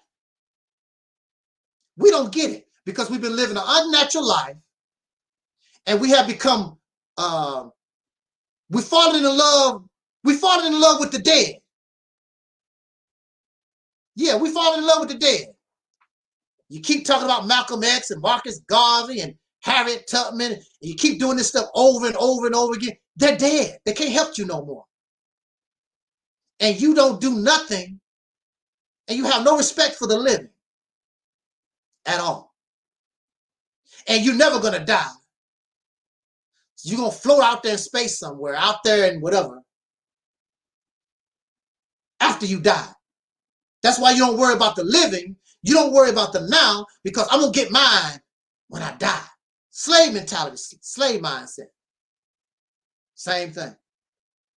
So you don't care about what's happening on the earth, because when I die, I'm going somewhere better. You're gonna be really messed up and shocked if there is that, what you're talking about for real, and it turned out to be worse than here. Oh no, brother. See, I already been there. Okay.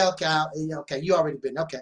Nice. Okay, it's time for me to leave. Time for me to get out of here. But I just want to put that on your mind. How is it possible that primitive people can live in a society and you don't know who is who in a class system, but we can't do it? I envision Mississippi to be capable of doing that and shock the world. How did these Negroes take control of a state? Not only did they take control of the state, they created a system. There's no homelessness. There's no drunkenness. I mean, it's, wow, that sounds like heaven on earth, don't it? You might think that's impossible, but it's not. It's not. If you come out of these rigid thinking processes, these magical thinking processes, and really think about how you want to be able to do this. The people are really ready. They're really ready for the change. But those of us who talk about we awake, we dragging our feet. Drop the ball. Can't get it together. The people are ready. You think the people want to be meth heads? You think they want to be heroin addicts and crack addicts? You think little girls want to feel shame because they had a baby out of wedlock and all this other stuff? You think they want to live this type of life that they live in? Being a drunk, an alcoholic, a dope fiend, you know, a whoremonger, and can't find no woman, can't find no man. And you think they want to live like this? They ready. They ready. But it takes the coming of a God in person to bring that heaven to earth. And that's not only me, that's you and all of us out here under the sound of my voice on this platform. This is God's work, plural. Not Angel Snuffing Up 7 work. God's, plural.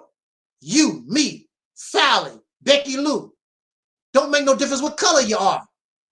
Your sexual orientation, all that bull crap. Do you want to do what's right? And are you willing to accept reality? That's the only requirement.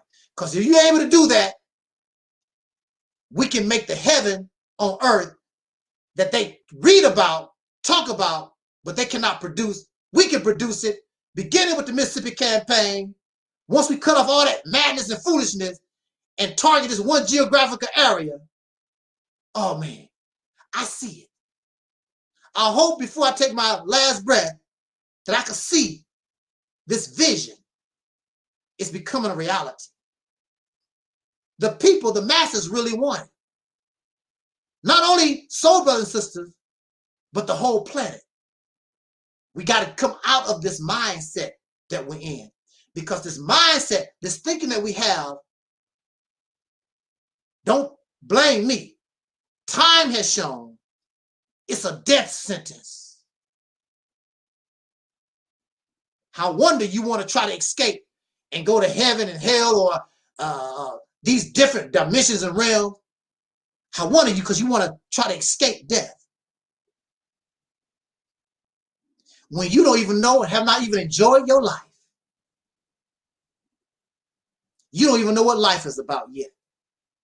The Honorable Elijah Muhammad said in his teachings, and I'll say this in closing, Elijah Muhammad taught that you really don't really understand and experience what life is until you are over 100 years old. Most of us don't even make it that far.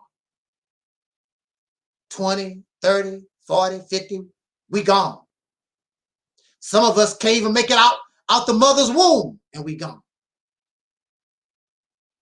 And how are you going to respect life when you have no respect for it? You don't have no respect for the trees and the deer and the air and the water, you have no respect. It's all about you, what I want. My fancy car, ride around in airplanes and playing on YouTube, Facebook all day long. It's all about your greed, your selfishness. You don't care about what happens to nobody else, the animals, or other people or nothing. It's all about me. Me, me, me, me, me, me. That's childish, greedy, selfish. And that's what America has been built on. And you claim as though you don't like America and you don't like what a Caucasian people have done. But when you hear these people talk about success, it's the same mentality, the same mindset. And even prior to the Europeans, these melanated people, they thinking the same material thing. I want to rule, I want to control, I want to exploit other people. It's all about me, me, me, me, me. My people. What I want to do. Yeah, but you don't live on this planet. So you don't live on this planet by yourself. So let's kill them. Let's plan genocide. Let's get rid of, exterminate them some kind of way. That's the thinking of these sick people. And you should want to get rid of them once and for all. But again, in reference to the Bible said they're not going nowhere without bloodshed. You're not going to be able to move them without bloodshed. You're going to have to be willing to shed a lot of blood. And the scripture said in the Revelation that the blood will rise so high to a horse's bridle. A horse stands very, very tall. So when you're talking about the blood rising up to a horse's bridle, that's a lot of fighting, that's a lot of killing. But if you have to do that, it will be well worth it because you pushing out Satan and now you're bringing in the kingdom of God, heaven on earth. If you really understand, it's not a fantasy, it's not fiction. It can be made a reality when you really understand and look at how, or look at the situation in a real sense. I don't want to be putting myself out there and keep quoting these scriptures and whatever. Next thing you know, I'm spooky. Ooh, welcome to the reality temple on earth. I am. Look at my amulets. Oh! Next thing you know, I'll be spooky, just like the rest of these people. We can't do that. We are on the right path. I know we're on the right path. And maybe they'll wake up and we can get this job done before it's too late.